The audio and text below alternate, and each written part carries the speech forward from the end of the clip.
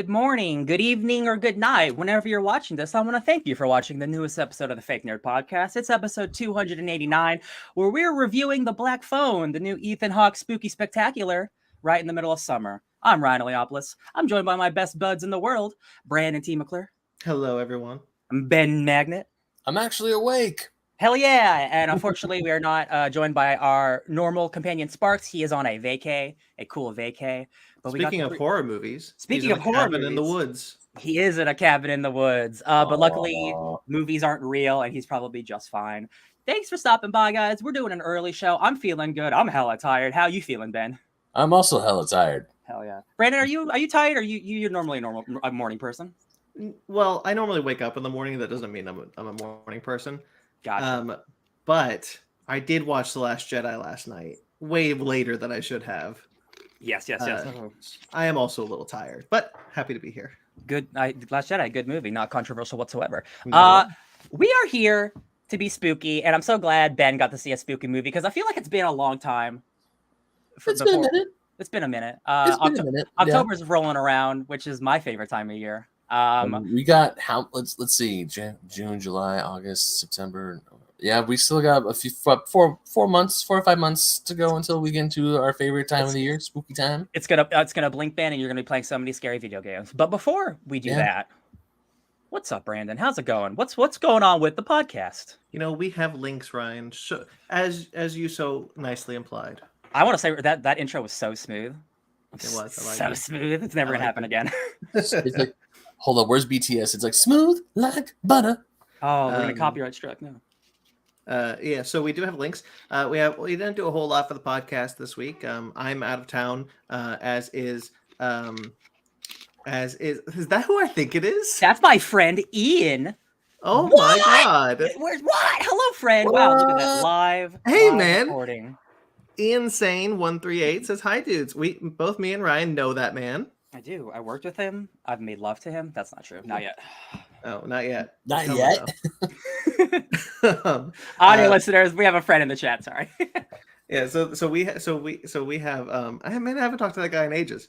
So we have 2 links for our podcast in the description below. For Fake Nerds Watch, we have the first episode of our Miss Marvel discussion. That's the first 2 episodes that we cover in that episode. Check it out.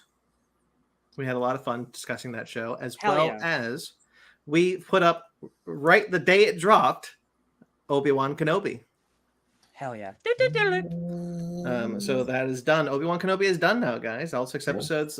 We have Fake Nerds Watches. 3 Fake Nerds Watches for all 6 episodes. The latest one in the description covers 5 and 6. So. It's been, no spoilers, but it's been a couple of days, Brandon. Have you calmed more? Are you still feeling the same feels? How do you feel in a couple of days after?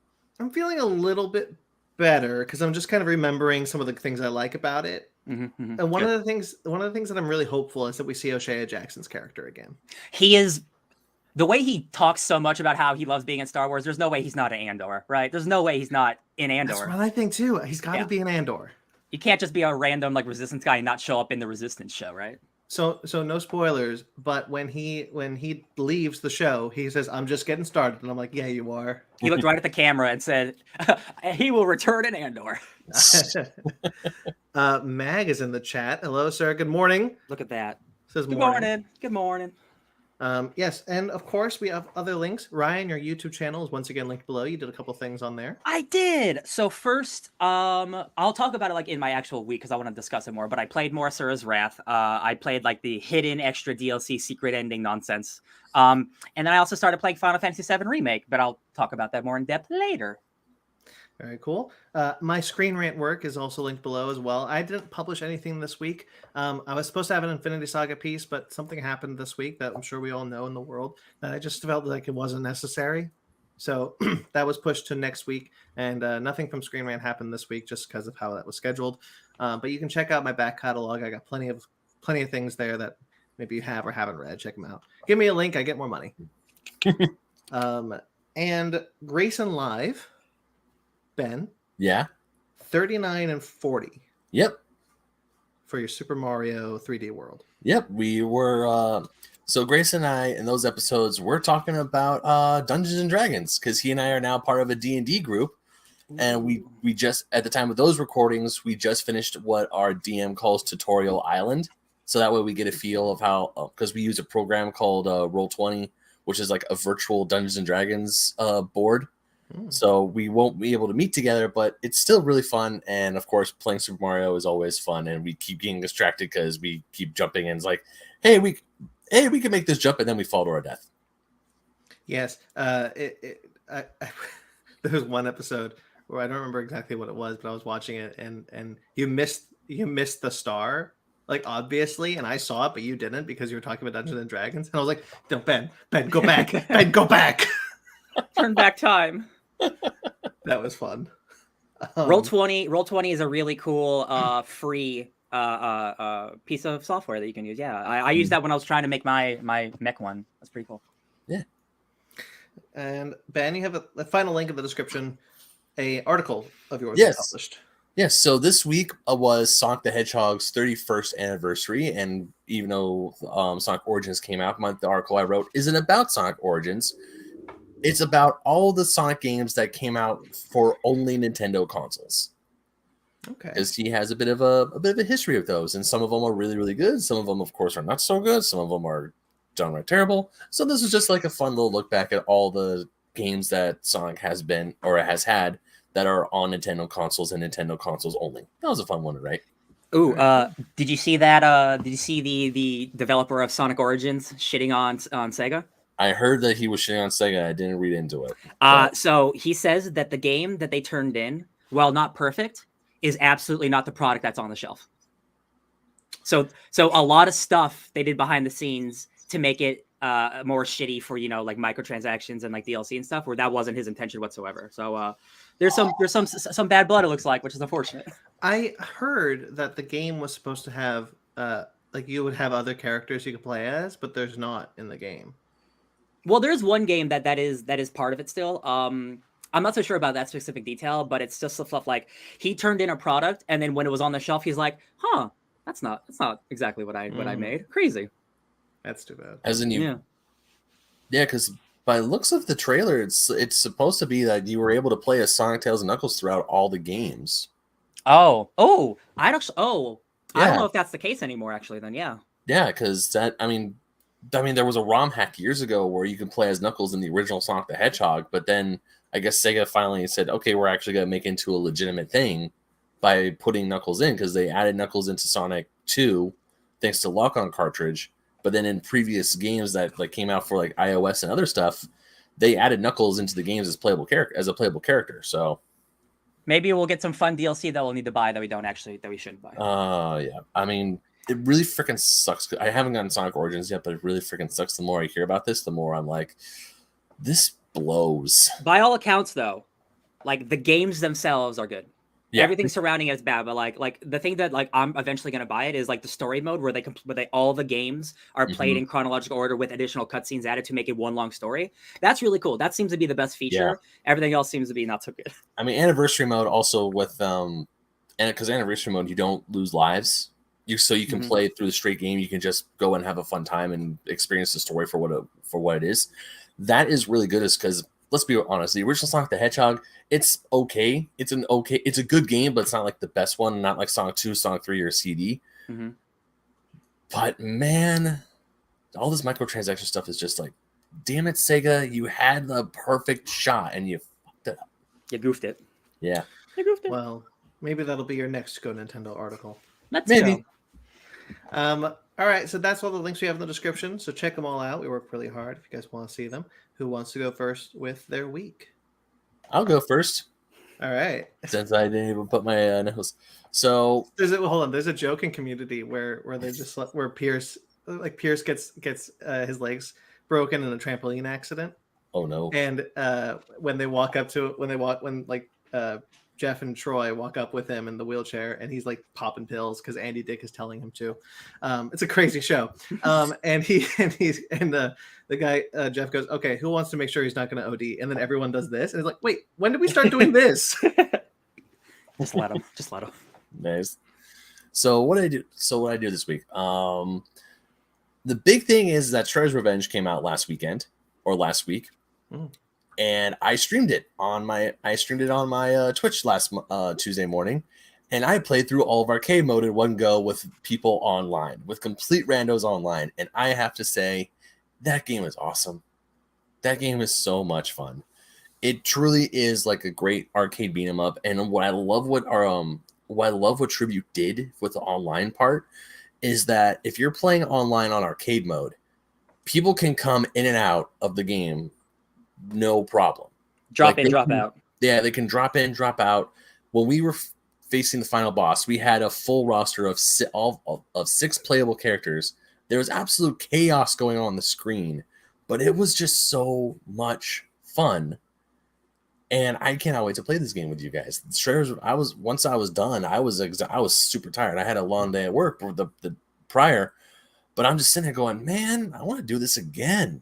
I want to keep going back. This is way too fun. That's how you know it's a good game. We will. Mm-hmm. We will soon, eventually. Yeah, so Shredder's Revenge, definitely recommended. Super fun. There were some times though that a lot of chaos was going on the screen that I was like losing track of where I was going. And also there's like my one little nitpick is that there's this way where you can like charge your special by doing a taunt. Mm-hmm. Like there's 2 ways to charge your special, by beating up enemies or doing a taunt. And there was a time where Master Splinter's taunt was constantly, the guy who was playing as Master Splinter was constantly doing his taunt, and the taunt is like a little animation, a little voice thing. But hearing Master Splinter go every other 5 seconds got annoying after a while. I'm not gonna lie. Sometimes you hear the voiceover, sometimes you don't. But there are times where I'm like fighting, and then I hear Om. He's doing his thing. I'm just like, shut up. Master Oogway. Yeah. I will say the one. I guess it's a complaint. The only problem I've heard about this game is 6 players there's too many players on screen. There's too much happening. So yeah, I think 4 is like the sweet spot. I lost track of where my turtle was like every time, because there's this great chance of like having so many characters do their specials on screen that it's just like a chaos of color, which is like, man, this is gorgeous. And then it's like, where the hell am I? And next thing you know, you're almost to a bottomless pit, or you're getting pummeled by a foot soldier that you're like, because you're mashing your buttons and you're like, wait, where'd I go? Get the eagle-eyed. Yeah, but being able to join someone's game or back out of someone's game whenever you want is actually pretty smooth. It's very well done. Yeah, the game itself is gorgeous. And also I want to talk to Mag, because Mag's in the chat. He's like, yes. Unfortunately, we have not had time to check out Elvis yet, but I did hear really good things.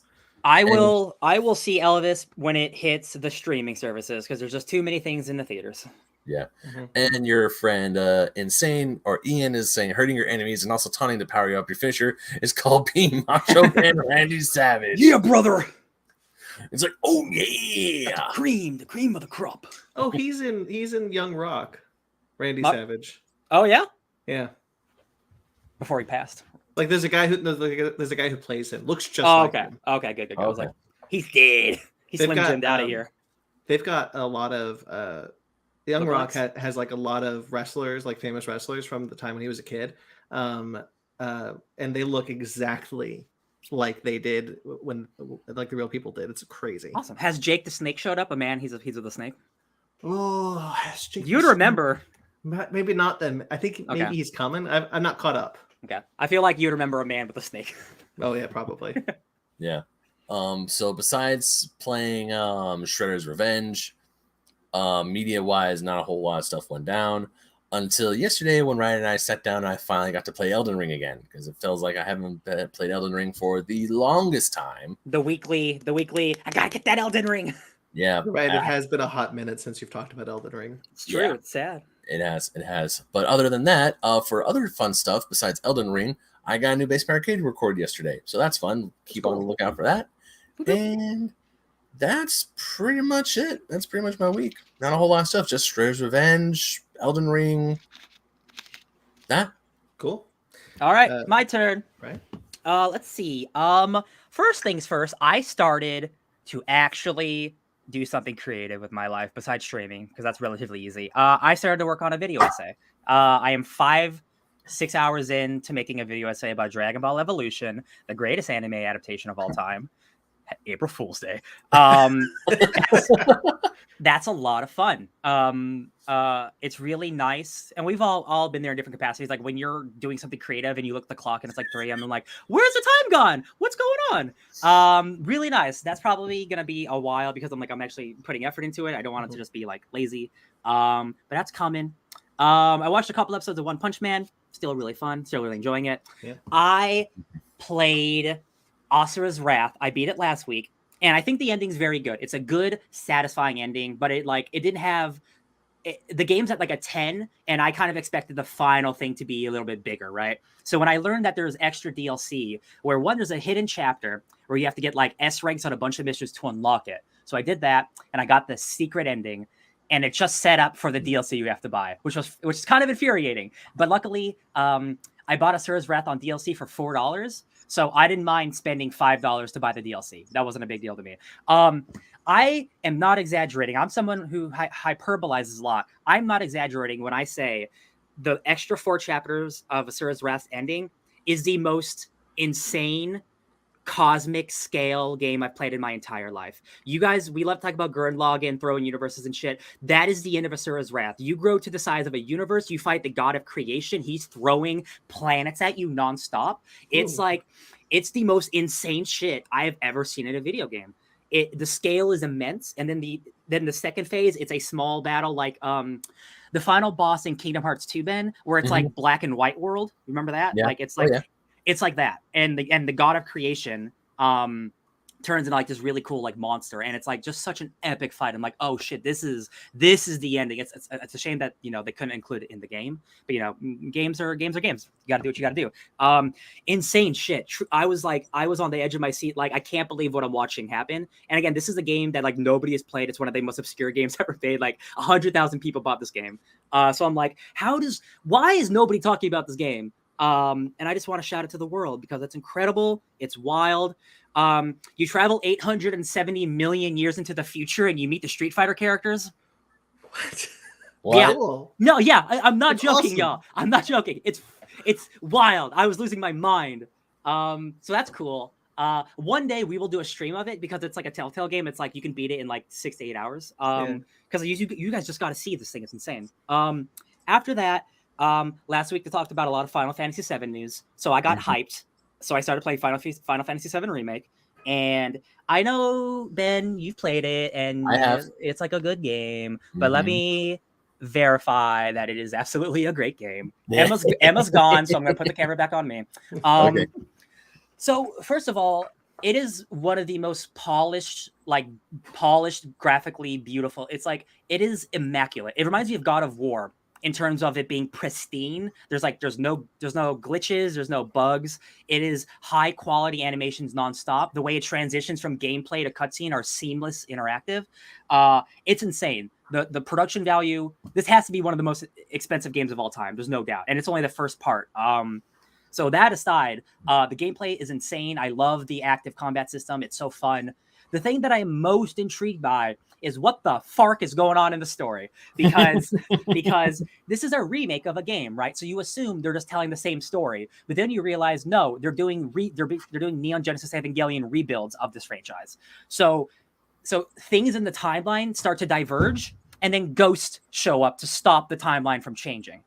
And that's not something that was in the original game, and I was confused for the first couple hours, and I was like, I think I know what's going on. And then something happens. I'm about 7 hours in, Ben. I just got to the second Mako reactor.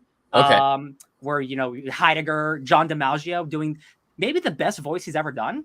John DiMaggio, who's Bender, Jake the Dog, he's actually doing a voice I've never heard him do before, which is, for a guy has that much range, it's crazy to see, wow, voice actors can do so much more. Like, it's really impressive stuff. The voice acting is so good. The gameplay is so good.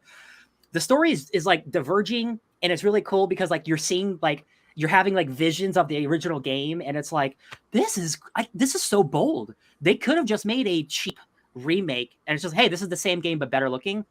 They are doing so much more. And like now I see like where things are really going different, and how the second part of the game is completely different. Brandon, there's a scene that's very close to the end game. It's a spoiler. I'm not going to say what happens. Well, I'll kill you.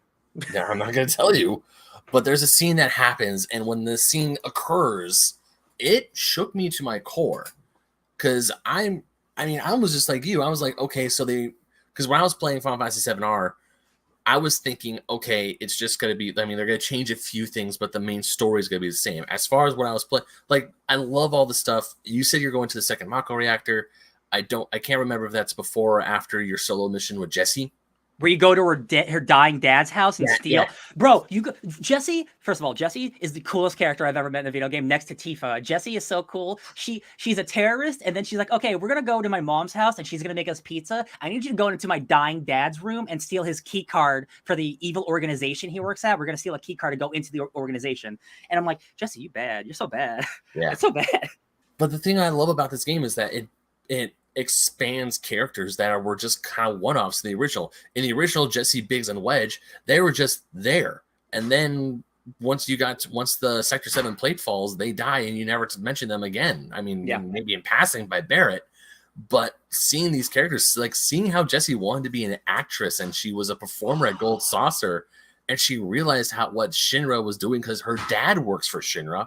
It's like, oh, there's motivation here. They are really good character beats. It's like my heart, and I know, and I think I know what's gonna happen. And then I play the rest of the game. I'm like, what the frack is going on here? What's your question, Brandon? Well, so it was not necessarily a question. It's just kind of, I've been thinking a lot about Evangelion and by extension Final Fantasy VII Remake, where it's like, I wish Western movie companies had the balls to do something like that with their remakes. Because I always say there's no point in doing a remake unless you're going to do something different with them. I really wish that Western audiences were receptive to the fact, because I don't even know if they really are, it would be receptive to the fact of them doing a story that is different from the original, but then that being the point is that it's different. Yeah. The first thing that comes to mind is The Lion King. We're like, no, Brandon, we are not. We just want the same thing exactly, but prettier, because that's what makes it $1 billion. It makes $1 billion. No, for real. Like, there's something about other just like philosophies and like media culture that that like the US just like doesn't have. It's like they want to respect the thing to its core instead of like respecting it in a different way by not just doing it again. Because like, how cool would that be if you're watching? This would never happen in a Lion King movie, but like, I don't even want it in Lion King. But like, how cool would that be if like they're doing the Lion King and all of a sudden Nala dies and not Mufasa, and then ghosts show up to be like, hey, what the hell's going on here? And then you have to fight ghosts, and that becomes a completely different story. That would be awesome. Yeah. I'm just having such a good time, and like all the characters are just so fully realized. And again, I'm only 7 hours in, but like these are characters who are like you said, Ben, like my memory, I played Final Fantasy VII when I was 12, so my memory is not there for it. But I remember the big stuff, as you do with all the things you play. But like, spoilers, like the main villain Sephiroth, he shows up at the beginning of this game somehow, and he does not show up at the beginning of Final Fantasy VII. He's mentioned, like in the original FF7, he's mentioned in Midgar. Like he's mentioned as being like a bad guy, right? But you don't see him. He's mentioned by being like the top soldier who died 5 years ago. Yeah. And then once you go break into President Shinra's office and you see President Shinra dead with Sephiroth's sword in him, that's when that's when Cloud and the group realize, oh shit, Sephiroth's alive. They're I'm just so impressed, and like I cannot wait to see how much further they dive into. Like, we're telling a similar story, but the timelines are diverging, and the world notices the timelines are diverging, and they're trying to stop it. That is insane to me that they would even do that. I got it, guys. I got the franchise to do this. Marvel. All right, Fast and Furious 11. It's a reboot. It's marketed as a reboot. Full stop. We got new Dominic Toretto, new Brian. Like we're all doing the thing. All of a sudden, halfway through the movie, Dom is like, "Wait, I've been here before." He's doing the drag race, and then it does like a flash frame into like the actual Vin Diesel, and it's back to the actual actor. What's going on? Yes, I would. Yeah. If Fast and Furious wants to like hardcore win me back, do that. Yeah. Turn it to straight sci-fi. Yeah. I lament that I just can't play it more all the time, just because like it's like, and it's so fun because like it gives you, here's the main story. If you want to do the side quests, you can do them, but like it's not necessary. But if you do them, you get more involved with the story. The community you're doing the side quest for likes you more. The first like area you do a bunch of side quests. If you do more and more quests, all the people around you start talking to you more, start saying how cool you are. The shopkeepers are like, "Yo, what's up, Cloud? Thanks for saving me." Like, it feels like a real world that's happening, and you can just miss all that stuff. It's such a high quality product. I am so glad to be here. Doing You know this. what's Oh. kind of cool is it's the next step. It's real quickly, Ben. It's the next step in the Star Trek reboot, right? Mhm. It's like that, but going further. And I think that's really cool. And I hope that one day Western audiences are more receptive to something like that. Yeah, I do too. It's just, this original, with 1995 game that's like a 30-hour RPG. 97. They turned the first couple hours into a 30-hour RPG. And it's really magical, and like it makes me so excited for the future. Like the next two games are like, man, I'm gonna be going on such a long, incredible journey with these fully realized characters. It's the most I've been excited about an RPG in a long time. Maybe since Cyberpunk, but Cyberpunk was a disappointment at launch, whereas this game came out with critical acclaim. Let's see. I played Elden Ring with Ben. Well, actually, I wanted to Please. say something about the RPG, the side quests in FF7 or FF7R.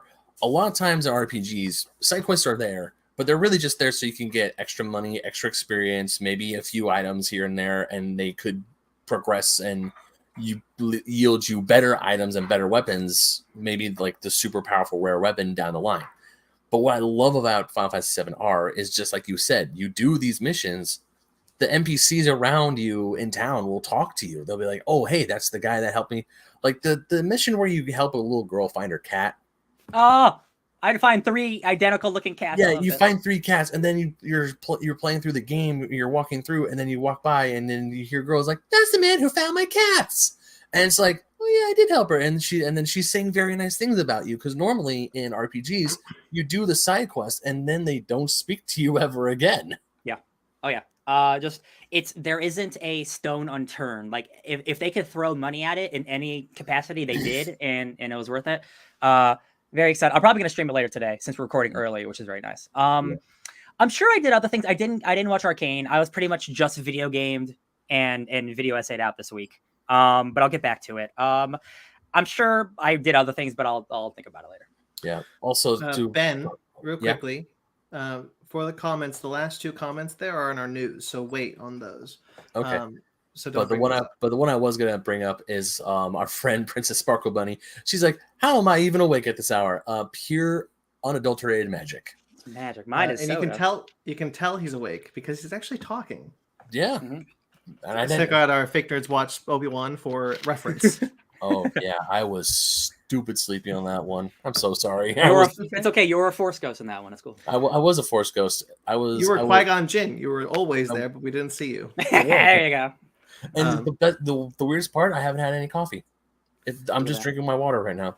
Natural. All right, so my turn. I don't have too much to talk about because I've been hanging out with my dad the whole week.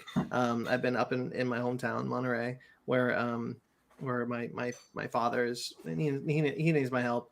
But I did spend quite a bit of time in a galaxy far, far away. Because of Obi-Wan Kenobi. One thing, because I know you did it too. I also rewatched Multiverse of Madness because it dropped on Disney Plus, and it dropped, and I'm like, oh, but I gotta watch Obi-Wan. Doctor Strange, though, come on.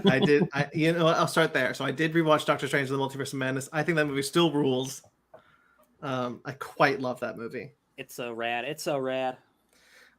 Man, that exposition scene with Mordo talking about the dream walking at the like, oh, I love it. I will never first of all, it's gonna take more than killing me to kill me, and then it's like, oh, don't you have to doesn't your person, you have to have someone else in another universe to dream walk in them? Like, that doesn't mean they have to be alive. And then it's like a whole zombie montage like that. The last act of that movie might be my favorite last act of a Marvel movie, besides Endgame, because that's not even fair to compare. But it just turns into Evil Dead, and I love Evil Dead. You tweeted about this, and I think I retweeted it, where it was just like when once Doctor Strange says who says they have to be living, it turns from a really good movie to a great movie. Yeah. And I agree. It's like just like because like the line that they were referring to also when Zombie Strange shows up and it's like this time it'll take more than killing me to kill me, and like Christine can hear him say that. She's like, "What the hell's happening?" It's so good. I love that movie. The movie rules. Pizza Papa always gets paid. All right. So that's Doctor Strange: The Multiverse of Madness. I also did that. But because of Obi-Wan Kenobi, I did. By the way, Princess Sparkle Bunny, I'm sorry we accidentally spoiled. She has a fish canoe. What is there to spoil? What is there to spoil? Don't worry about it. Yeah. Oh yeah, she also saying, I agree with Ryan. I was shook in the theater. I was so surprised. It went dark and kind of necromantic with a love story too. Yeah. Yep. Their spirits. Use them. Mm-hmm. Love it. So good. I watch that movie again. So I love good. that movie. It's so good. I need to watch that movie, but now after playing Elden Ring with Ryan, the Elden Ring bug bit me again. It's like I really would want to keep playing with this game, but also it's like, but Doctor Strange though. I'm really glad I rewatched that. I was trying to find time to rewatch RRR or Premiere. I didn't find time either. But glad I rewatched that one. Speaking of Star Wars, because of Obi-Wan, I'm really interested in the time between Revenge of the Sith and A New Hope. I've talked about at length how that's my favorite time period of Star Wars. Fun fact: there's also Knapsack's thing, so stay tuned. That might be something. I watched Revenge of the Sith, which is one of my favorite Star Wars movies. It used to be my favorite Star Wars movie. I really like that movie. I also watched Rogue One, also one of my favorite Star Wars movies. That movie has a really cool ending, and the Tarkin CGI is aging pretty badly, but I still like that he's included in it. I'm just kind of now looking at it like, you probably could have recast him at this point. Yeah, it was early stages for that stuff. Yeah. I did notice, however, the Darth Vader voice a lot more this time because we've had it in Obi-Wan. And I think whatever they did in Obi-Wan is very good. And I wish that they had been able to do that for Rogue One, but they didn't have the technology at the time. But it is noticeable how much older James Earl Jones is in that scene. Yeah, it is. Yeah. Mm-hmm. But that hallway scene's pretty launched. It's really good. Admiral Raddus. I never really noticed Admiral Raddus before, but like he's a really cool character. Just the Mon Calamari. Yeah. That scene is still just haunting. Where it's like a dark. You hear the siren, his lightsaber ignites, and it's just. Ben, did you see that they recreated it in Fortnite because Darth Vader is now in the season? No, I did not see that. You know what? I saw that. Yeah, on Twitter, look up the video. It's the same thing, but instead of like soldiers, it's like Peely. Oh no! Yeah, it's stupid. I really Admiral Raddus. There's a bit where Admiral Raddus is a funny Mon Calamari because there's a bit where like Rogue One finally gets a signal through the shield, and Admiral Raddus like looks down at the planet. Rogue One, we can hear you. I'm like, what are you doing, man? Hey down there! What are you doing? They can hear you. You don't need to look at them. You're in space, my guy. Come on. Like, man, when all the effects outside of like Tarkin hold up so well because like everything looks so beautiful and so like real. Like there's a lot of really great texture. When the Hammerhead Corvette hits the end of that movie rules. The Hammerhead Corvette hits the Star Destroyer. You feel it, like you feel how heavy it is. When all the rebel ships like light speed out and then Vader's ship light speeds in. Oh, that movie's really good. I've grown to like it more and more over the years. Yeah. Admiral Raddus will actually come back around. Fun fact. I also rewatched The Last Jedi because I was like, you know what, might as well just watch all my favorite Star Wars movies. So I rewatched my favorite Star Wars movie, Last Jedi. Movie. That's a good movie. That movie is so good. Like that movie. Because there are times I listen to I do weird stuff at work just to help pass the time, and I listen to movies instead of watching them. I know it sounds weird, but I listened to The Last Jedi. I think that's the one Star Wars movie I listen to the most at work, just because I love the acting. The music is just so good. The ambiance, the sound effects, everything about it's just like, man, that movie's rad. Sometimes you just want to hear vroom, vroom, pew, pew, pew. Or Yeah, or sometimes- one of my favorite scenes in that movie is I don't always love it when John Williams reuses a motif in the sequel trilogy outside of like the Force theme or like the Imperial March or whatever, because I do think he's got really nice themes for the sequel trilogy, especially in The Last Jedi. But he uses the asteroid run when the Falcon goes through the salt mines in Crate. That is perfect. It's so hype. Dun dun dun dun dun. Yeah, like, oh man, that's a good movie, guys. It's true, all of it. Controversial opinion. Fun fact: I saw The Last Jedi with Ian in the chat, and I didn't like it when I saw him with it. But then that's Life Finds a Way, and 5 years later, I love that movie. Life Finds a Way. Yeah, this is a great movie. I'm gonna rewatch Empire Strikes Back, which is my other favorite Star Wars movie. Those are like my 4. That's the one. That's the one right there, baby. But I gotta wait for Zara. I promised Zara I'd watch that one with her. So speaking of Star Wars, we're gonna keep it in the Star Wars realm because I forgot to talk a little bit about Lego Star Wars last week. I did talk a bit about how I beat it, but there were a couple of things I really wanted to talk about that I forgot to, which was that I didn't realize in that game. Like Sparks just talked about some of the fun things you could do in that game, like when you close out of the game between missions, and it will do a recap. Like the crawl will be a recap of the story that had happened so far, which I think is really funny because the Rise of Skywalker one, I decided to test it after Chewie dies in Rise of Skywalker. I closed the game and I reopened it, and then the recap.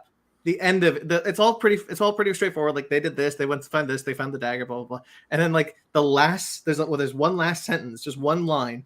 Oh, and Chewie survived. Oh yeah, and also I guess yeah. And I just thought that was very funny. So that there's capital ships in the game that you can buy.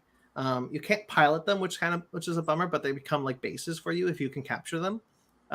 Basically, what this means is for example, I got a Venator class starship, which is my favorite starship in the Star Wars universe. That's the clone trooper ones. Mm-hmm. The ones that look like the Star Destroyer, but they got the red. Mm-hmm. I love that design a lot. And I went searching for that. And so if you're fighting a skirmish around a planet, which you can find some skirmishes around planets, a starship will come in, but like light speed in, and then you can like destroy its turrets, and then you can go inside of it and then capture it by like killing all the bad guys. And then once you capture it, you can buy it, and then it becomes yours. And so it becomes kind of like this thing where like you got to find like kyber crystals and do some things, but like it's pretty cool, I think. That is pretty cool. I like that. I have a Trade Federation, one of the donuts. The donuts. I got Venator class, and I got Vader's like what's this long Star Destroyer called in Empire? I forgot that one. The Super Star Destroyer? Super Yeah. Star Destroyer. So simple. How'd I forget that? The Mega Star. Yeah, I got that one. I'm looking for I'm trying to find the Trade Federation starships, the one that are not the Trade Federation, but the ones the droid ship that Grievous has in Revenge of the Sith. Yeah. I'm trying to find that one. I haven't found that one yet. No Death Star? I don't know if you can capture the Death Star. I do know that you can fly when you get the mini kits, they're all ships and you can fly them. I do have a mini Death Star that I fly around in. I guess, sorry, spoilers, I've seen a video of a Death Star. Oh, okay. That'd be pretty cool. Yeah, I think that game's really cool.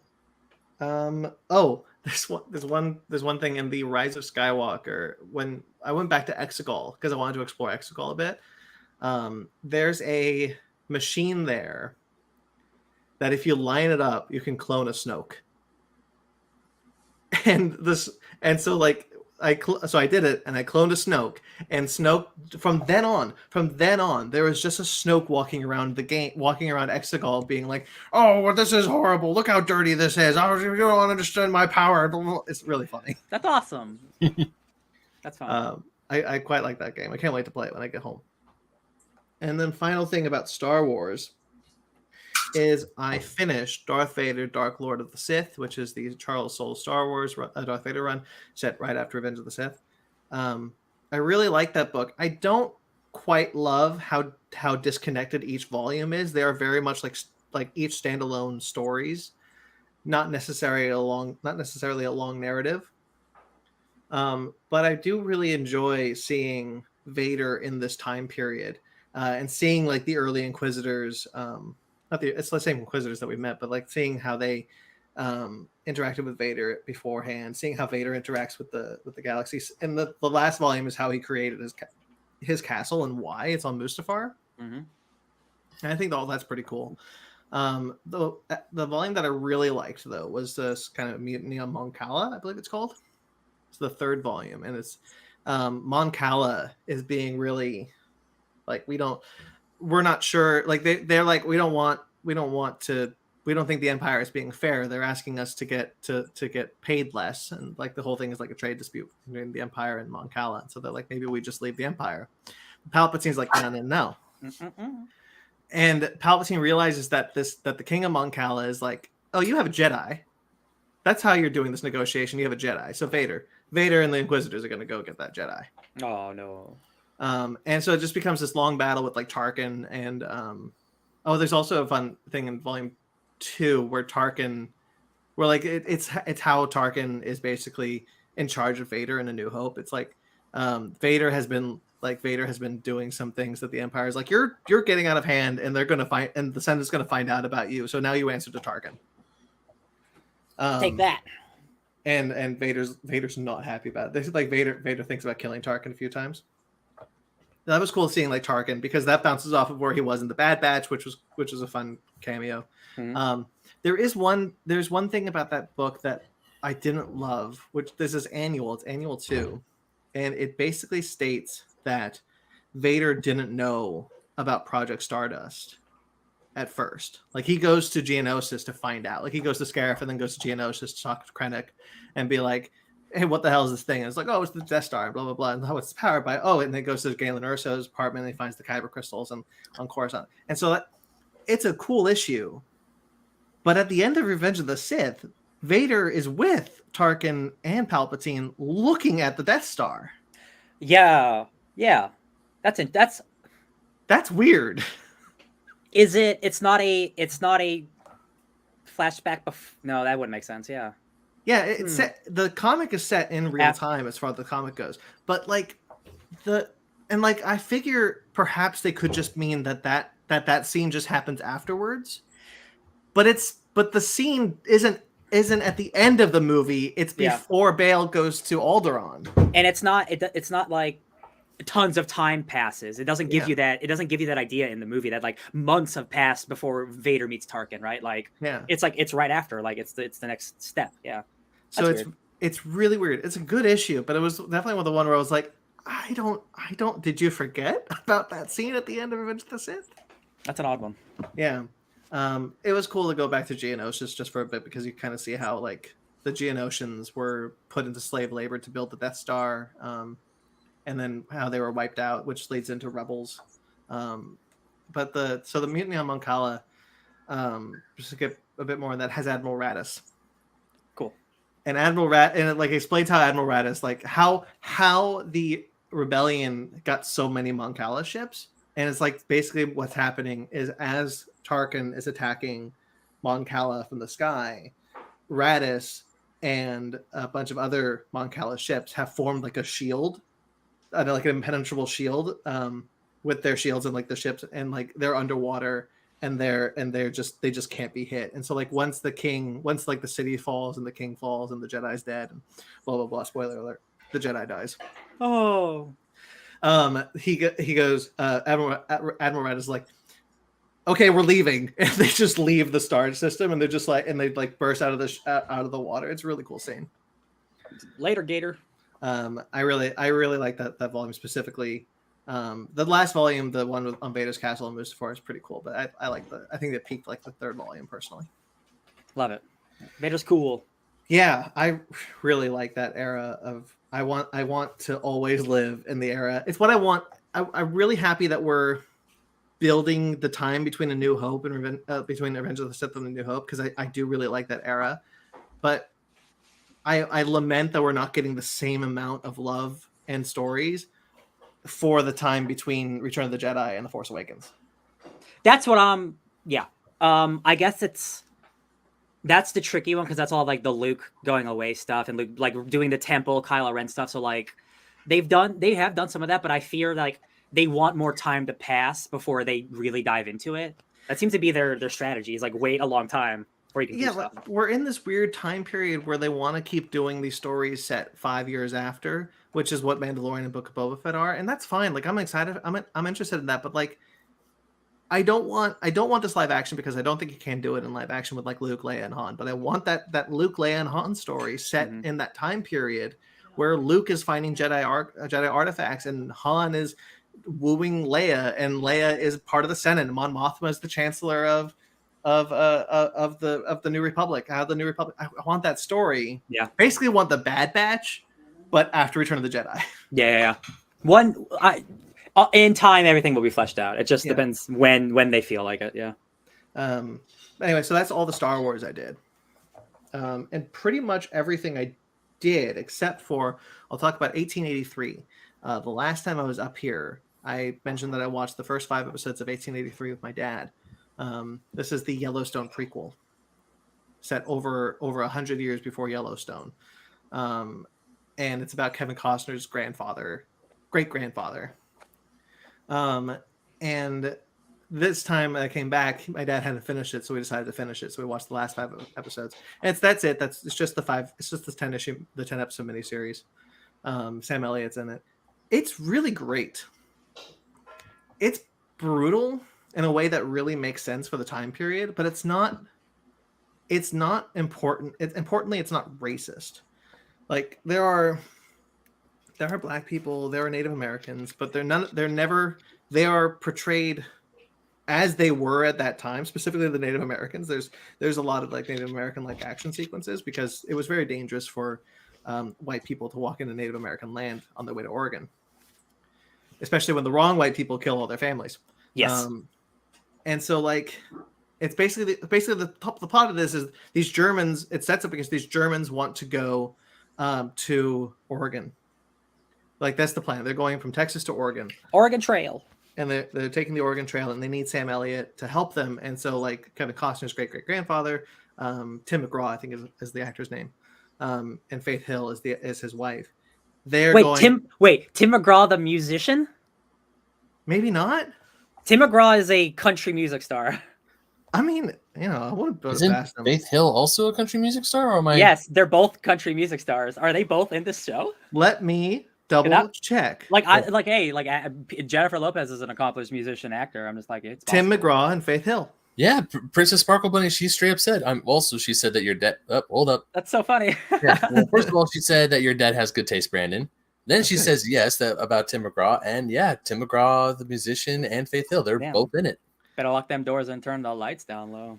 Oh yeah, so they're a couple. They're married. Interesting. And they're with this caravan, this German caravan going. Basically, no one makes it. Like spoiler alert, nobody makes it to Oregon except for like 2 people. It's a really sad show and a really brutal show, and really like showcases how dangerous the Oregon Trail was, how dangerous it was for people going there, and you kind of realize where it's going. It's really great, and I really liked the portrayal of how authentic everything felt. Like everyone gets properly dirty. Tim McGraw he starts with a fully shaven face, and by the time his beard's like down here. Love it. The only person whose facial hair that doesn't get worse is Sam Elliott, because I guess it's in his contract. His mustache can't get any different. But he's very good in it. Like the women have armpit hair because like the showrunner was like, women didn't start shaving their armpits till the 1920s. We need to have this authentic authenticity. Yeah. I think that's really cool, and I think that really works to its benefit. It's a really good show. Good to hear. Good. Bring up her latest. There we go.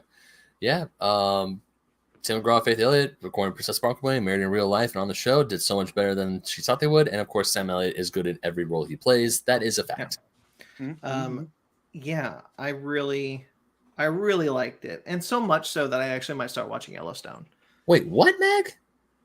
I mean, Voldemort and Jennifer Lopez. Yeah, Ray Fiennes. Yeah, Ray Fiennes. Oh yeah. Okay. The actor, not the character. Yeah, you never saw the movie where Voldemort was the romantic comedy lead? Can you imagine Ray Fiennes with no nose? I could just imagine him on his first day with Jennifer Lopez in Manhattan, and he goes, and she tells a joke, and he laughs like, like so Tom Riddle, what are your vices? Well, I have a vendetta against a child. There's prophesied that a child's going to kill me. Oh, Voldy, you're so funny. And then it's like, I'm sorry, sir, but we are out of the special food you've asked for. Yeah, really love that show. There's more I could say about it, but like, yeah, Cool. it's great. It's only 10 episodes, like, and you don't need to know. I think importantly, you don't need to know anything about Yellowstone to watch this show because it's set over 100 years before. But do they? I know it's like his great grandfather, but does the plot of this tie into like in any way of Yellowstone? Because like it has to be a prequel for a reason, right? Like, well, I mean, to kind of spoil it a little bit. I'm not gonna watch it. Well, they do end up in Yellowstone, like Okay. before Yellowstone was settled, like before in the West, and I think it's in Montana. I don't know actually know where it is. It's mostly in Wyoming, but a part of it is in Montana. Okay, well, it's basically the story of how Kevin Costner's family got to Yellowstone. Gotcha. Okay. And so that's how it ties in, because it's not an origin story for just Kevin Costner's family, but also just Yellowstone as a place. Cool. Okay. I highly recommend it, especially if you like history. Like, this is good history. This was good history. I do like portrayed authentically and not with an ounce of racism. Love it. Yeah. And also, if you ever played the video game Oregon Trail, you know it was brutal. Dysentery. We have the joke of you died of dysentery, but that happened. That's true. My man, so many people died. So many people died. It was rough. That caravan started with 100 people, maybe at most, and only 2 made it to Oregon. Damn, so like The Walking Dead, The Walking Trail. To be fair, like 2. I say 2 because Kevin Costner's family, they decide not to go to Oregon. They stop in Montana. But yeah, it's wild. Good to hear. Finally, my last thing I want to talk about is Thor. I read more of Thor. This is Jason Aaron's run. I'm still going through it. I got plenty of time. It's gonna happen, guys. I'm so excited. I'm finishing it, and now I'm really sad because there's no way. I'm now retroactively really upset with the direction the Thor franchise took. Oh yeah. I wish that it took this direction, the more mythology direction, the more kind of like big mythology direction, and the fact that they kind of set it up to do that in the first movie, but then they go hard in different directions both times between the sequels. I like Ragnarok, and I'm sure I'll like Love and Thunder, but like it kind of sucks we don't have this Thor on screen. No, yeah, I agree with you. If I had to choose between like having like a traditional like Norse Thor with like the gods stuff, like I'd rather have that. I just don't know how. Yeah, like once they started to make the transition, you can't go back, unfortunately. No, you can't. Yeah, and I do appreciate that Love and Thunder looks to be incorporating more mythological elements, more fantasy elements to it. So we've seen some of it in the trailers. There was a behind the scenes thing where they showed the Godhead, where it is all the different pantheons together. So we are going to see way more gods than you think in this movie. Yeah. For sure. So like we are going to get some of that, not as grand like as we'd want, but like they are getting there a little bit. But let me ask you, Ryan, when was the last time we heard Chris Hemsworth yell "For Asgard"? I bet he'll yell it once in this movie. He better. Yeah, I really like the story so far. I know you're eager to pull up the comment, Ben, but wait for when I'm done. And there's a couple of things I haven't really talked about, such as Thori, which is the Hell murder dog. No, you talked about him briefly last week. He's so damn funny. There's a bit in this battle that I read, which was the War of Niflheim, where Hela Cinder is making war on Niflheim, and Baldur is the current king of Niflheim, and Hela is like I want my crown back. I want my kingdom back. And she's hoping that Thanos is going to do it. But Thanos is like, hello, we need to talk. We're breaking up now. And it's pretty funny. But like Thor has this moment where he's like, I'm good murder dog. I kill all the murders. And like I murder so good. And then there's like, he like longingly looks at the mountains of Niflheim. Is like, but what if I didn't murder? What if I went off and did my and like lived my life and found a new master to play fetch, but then Thor master wouldn't be around. I'm gonna keep murdering. Yeah, he's like a big bulldog looking guy. Yeah, he's great. Aww. Yeah, he's so funny. There's a bit in the Mighty Thor when he's like protecting Jane from Mjolnir showing up, and she like chases some dude, like, and he got like, if you see a hammer, you chase that guy. And he's like, oh, I'm gonna murder you, hammer. It's just some dude with like a regular hammer, like running down the hallway. Sorry, no. I will say, now that I think about it, like Chris Hemsworth, as he's a good actor. I think his comedy chops are better than his drama chops. That's just my opinion. I don't think him being the Thor that we had. I don't see him being a bet like.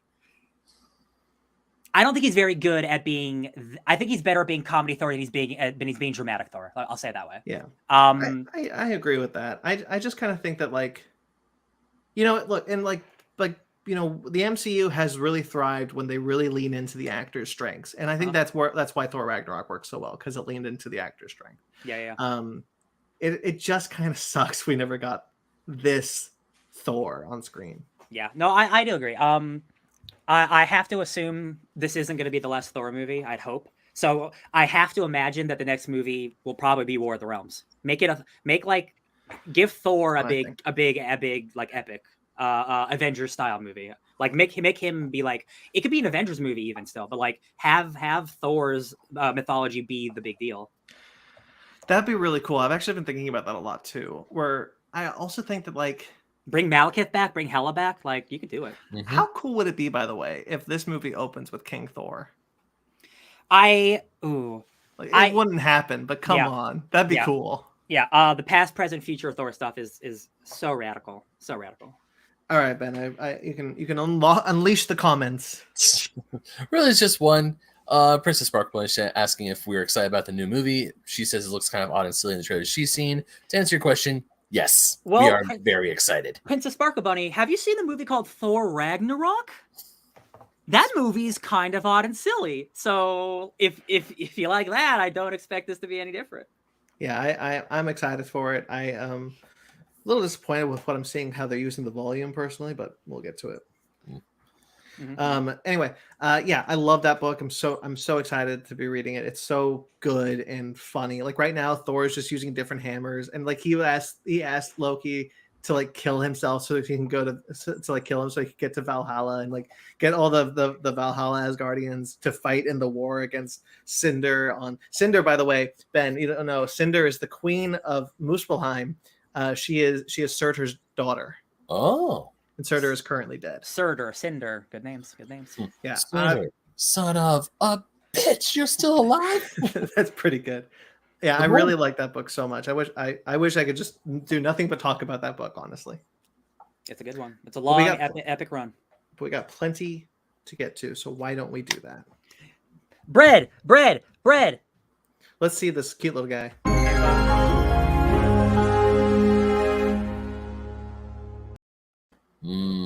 Bread. I might make a shirt that's just that guy with Babs. Didn't we name him last week Babs? Yes. We did. Why did we name him Babs? I already forgot. Bread and butter. Bread and butter. Duh. Brilliant. Yeah. Wasn't it Grayson asked if we had a name for the little guy? True. I believe so. Yeah. It was Grayson. Yeah. All right. I'm on my phone this week because I did not expect to be doing this podcast from my parents' house today. What's up? I thought I'd be home by now, honestly. All right, so as it was mentioned in the chat, our first bit of news, because I really like to say, I really like it when good movies succeed, and I wanted to just highlight the fact that Top Gun: Maverick is the first movie of 2022 and the first movie since 2019, and the second movie since 2019 to make $1 billion. Unbelievable. Yeah. Not a Marvel movie, not a DC movie, not a Pixar movie, a sequel to Top Gun. Mm-hmm. Crazy. I really like it when good movies succeed. It's nice. It's really nice. Yeah, Top Gun rules. If you haven't seen Top Gun, they don't need your help anymore, but you should still go see it. Yeah. If you haven't seen Top Gun, quite honestly, it doesn't sound like anybody hasn't seen Top Gun, but you should see Top Gun. It is an incredible, incredible experience. If you think it's just going to be like a jet movie, like it's not. If you didn't like Top Gun, it's significantly better than Top Gun. I promise you, significantly better. And what's crazy is it after it's been in theaters for so long, it's still looking like the weekend box office is going to go to Top Gun, not Jurassic World Dominion, not The Black Phone or Elvis, not Lightyear, Top Gun, which has been in theaters for at least a month now. I am surprised by Lightyear. I just figured the Pixar wagon, it would make a lot of money, but it's not doing good. No, it's really not. And I think there's a lot of factors that goes into it. I think that perhaps putting 3 movies on Disney Plus prior to this has really hurt Pixar's chances at the box office. Especially when it's probably going to be on Disney Plus really soon. Right, exactly. Yeah. I think the window is 45 days. I mean, it's we are still in pandemic time, so like I appreciate it, but like that is a factor. People don't need to go to the theaters as much anymore. Yeah. Nope. Anyway, good for Top Gun. Really happy for Top Gun. Uh-huh. All right, so let's get into some casting news. Scream 6 has cast Henry Czerny. Henry Czerny. I don't know this kid. Oh no, I do know this kid. Hold on. You do know this guy. Yeah. He's in from Mission Impossible, Ben. I don't know if you'll. How do you spell his last name? Czerny. Got it. Yeah, you recognize him. Oh, is this Kittredge? Kittredge from Mission Impossible. Oh my God, it's Kittredge. Yeah, it's from Mission Impossible. Hell yeah. Good for him. Yeah, I'm excited because I love that guy. Yeah. Man, I'm just so they are fast tracking that Scream 6 movie. I'm so excited. I thought that last one was really good. Yeah, Courtney Cox also confirmed that she was in it, but I think we already knew that. Mm-hmm. Beautiful. Dune Part 2 has cast Léa Seydoux as Lady Margot. Ben, you remember Lady Margot? Refresh my memory. I believe she's the Emperor's daughter, not the Emperor's daughter. Pugh. No, it's what's his name? The guy. Oh, I forget his name. She's the daughter of like one of the I forget his name. Dang it, it's been so long. She's not a nice lady. Gotcha. She's also a small part in the book, so I think maybe they're going to expand it. It's yes. You go on. I'm gonna look something up real quick. Well, Blade has cast Milan Ray, who was an actress from the Wonder Years, a young actress, in an undisclosed role that people might assume that she is the Blade's daughter. Yes. Okay. So Margot is Fenring's daughter. If you remember the guy Fenring from the last part of the book, she's his daughter. Okay. Now we're talking about what? I'm sorry, Blade's daughter. Blade's daughter. Absolutely. They are bringing her back in the comics, like as we speak. Like that's so soon coming up. If it's not, that's fine. But like everyone just assumes like it's finally time. That character that was supposed to be introduced a decade ago is finally here. I remember that tease. Yeah. I was excited for that. Me too, man. Blade's really cool, and like Blade is so popular in the comics right now. Like he's been on the Avengers for so long. That Blade movie's happening soon. That's really cool, man. I hope it's rated R.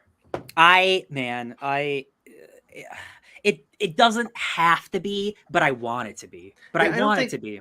I don't think any movie needs to be rated R, but I think if you give it an R rating, I do think that Marvel. I guess it depends on what comes first. If Deadpool comes out first, and Deadpool has the creative freedom that it looks like they have, I think probably we could see a sea change going to Blade that will give them the kind of creative freedom to do a pretty cool R-rated Blade movie. Yeah, if they're doing casting stuff for Blade, I have to imagine Blade's first. But Deadpool is assembling its production team right now. Oh, could be okay. All right. So Deadpool could start filming first. That's exciting. Very exciting. Yeah, isn't that cool? Yeah. I didn't put it in the news, but Deadpool 3, they've been talking about how like they're like, oh yeah, we just have this whole new playground. It's gonna be a fish out of water story. How he's in a new universe now. It's like yes. Just allowing Deadpool to be Deadpool and be rated R is the best thing they could do. Yeah, me too. I agree. All right, Spy Kids. We've talked a little bit about the Spy Kids reboot that Robert Rodriguez is doing for Netflix. Oh yeah. It's cast its parents, Gina Rodriguez and Zachary Levi. Oh, Yeah. I like Zachary Levi. Fine, yeah, all right. Yeah. The article I read on from Thor's Zachary Levi. Thor's Zachary Levi, like because the only two credits are Thor: The Dark World, Thor: Ragnarok. I'm like Shazam. He's the star of Shazam, and also like a multi-season epic show. Chuck, like, come on, guys. Yeah, come on. He was also on Marvelous Miss Amazing. Just really trying to get that Marvel money. Just mention any Marvel thing. I mean, the voice and singing voice of Flynn Rider. Yeah, I won't. I'll give that one a pass for a headline, but yeah, anyway, not Thor: The Dark World.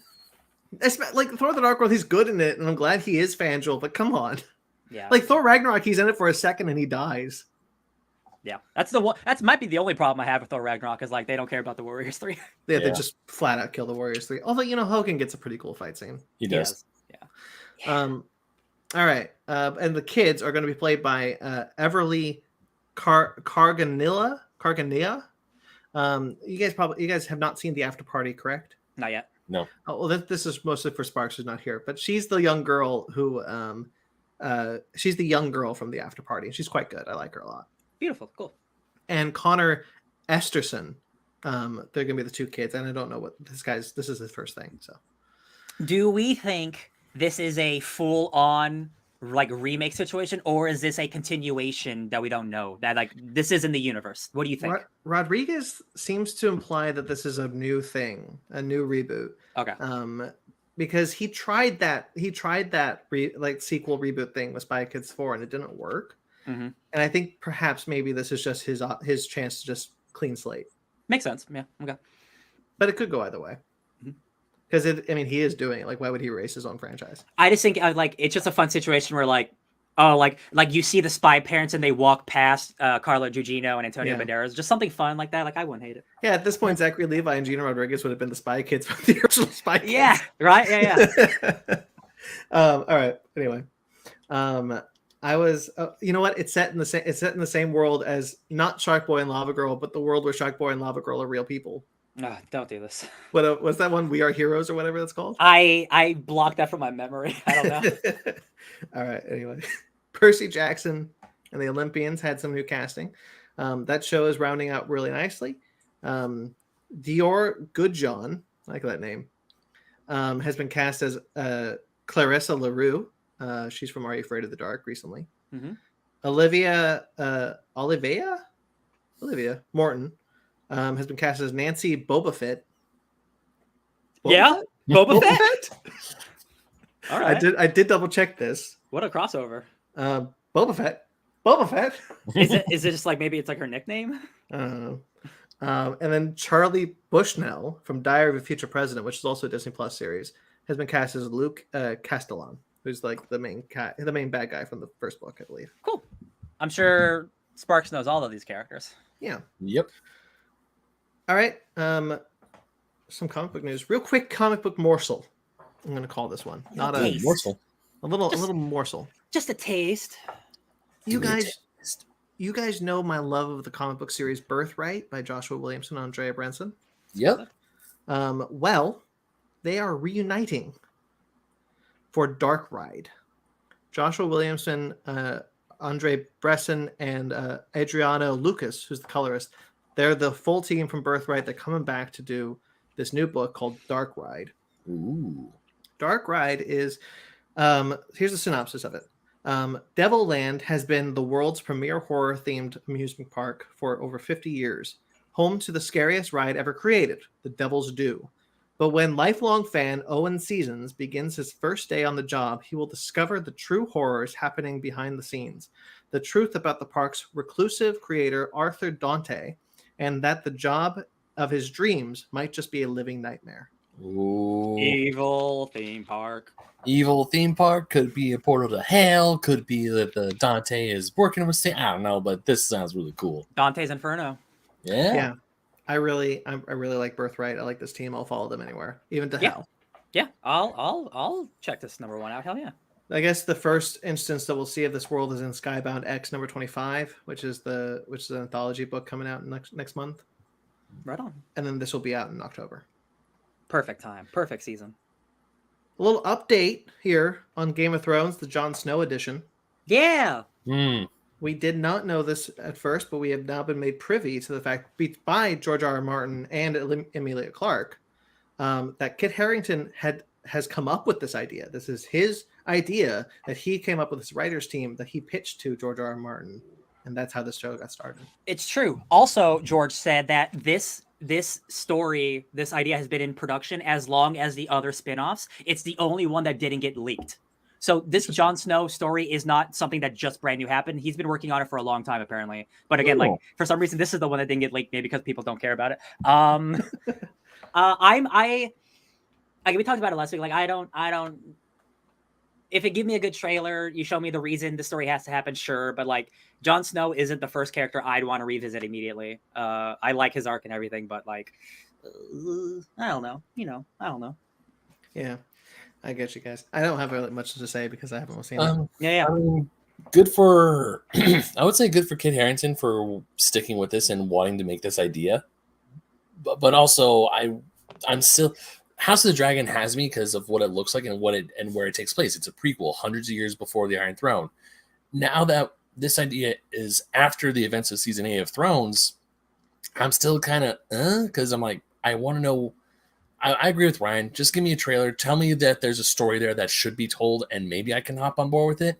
But as of now, I'm kind of like, I'd rather just go back in time with the prequel and the dragons, and then instead of going like what's going on with Jon Snow in the North. Now he's banished from Winterfell and everything else. Yeah. He'll come back.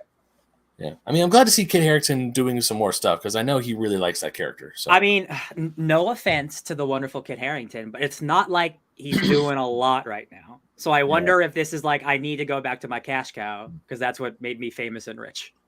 Which, hey, I get it. I'd do the same thing. I mean, during Game of Thrones, he was a pretty popular actor. He was. Yeah. Oh, yeah. But you know what? He's got Black Knight. He does.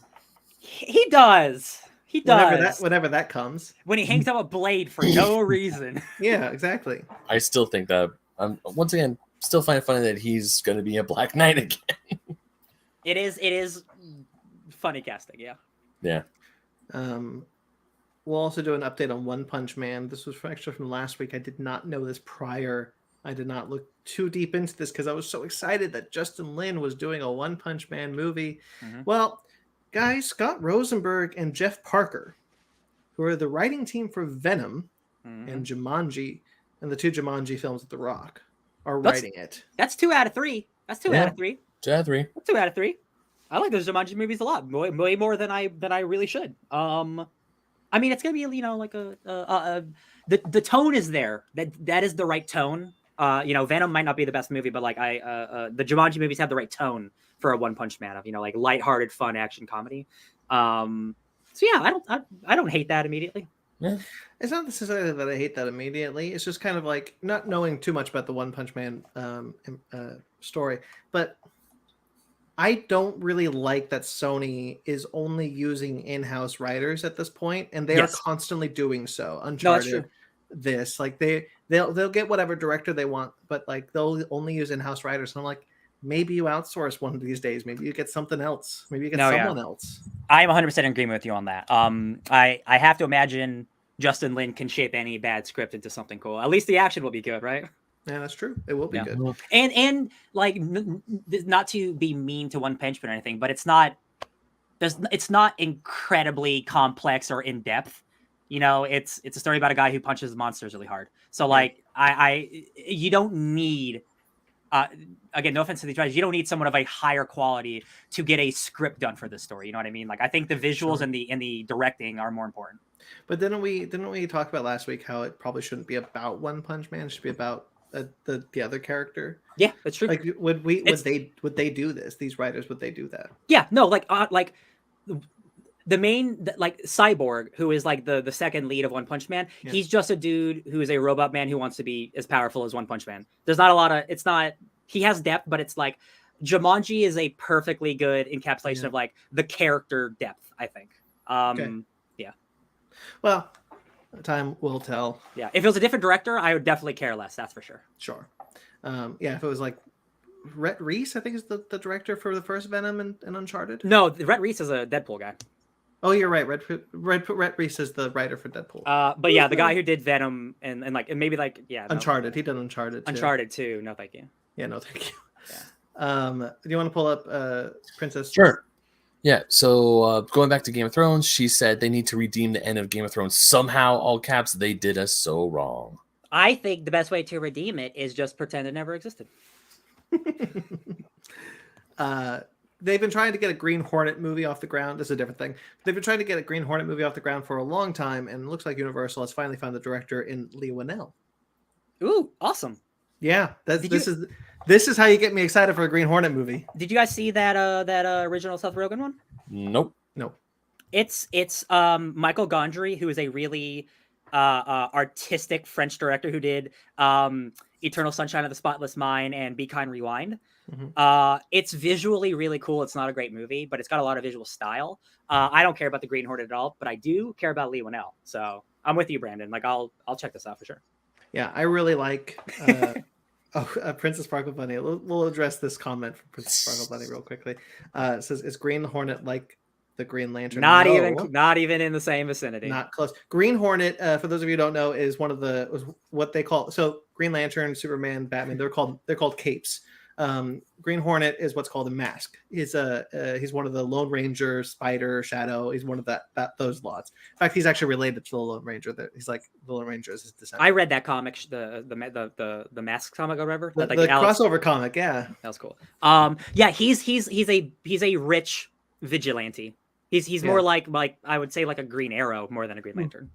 Yeah, he much in the same way of like he's one of those pulp heroes, like the Spirit, like 30s, 40s, yeah. I really like pulp heroes. I think they're really cool, and I do think you could get a really cool pulp hero cinematic universe going if you like lean into like the 30s of it, not necessarily like make it modern. All I want is a Shadow movie to come out.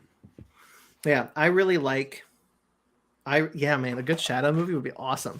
Sam Raimi had the rights for the Shadow for a long time, and then he did Darkman instead because he couldn't get it off the ground. Yeah, it's a different world where I'd rather live in, but I love Darkman. So yeah, I really like these. I really like the quote unquote the mask, the pulp heroes. I also like the last 30 minutes of the Lone Ranger. I think the last 30 minutes of the Lone Ranger is pretty cool. That's the chase sequence with the on the train.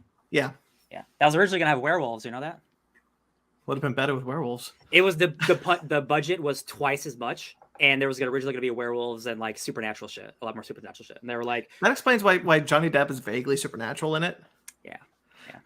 Anyway, I'm really interested to see what Lee Winnell could do. I hope that it's not a case of like we give you a bigger budget, we're gonna have more control. I hope it's like we don't really know what to do with Green Hornet. Let's let you run wild.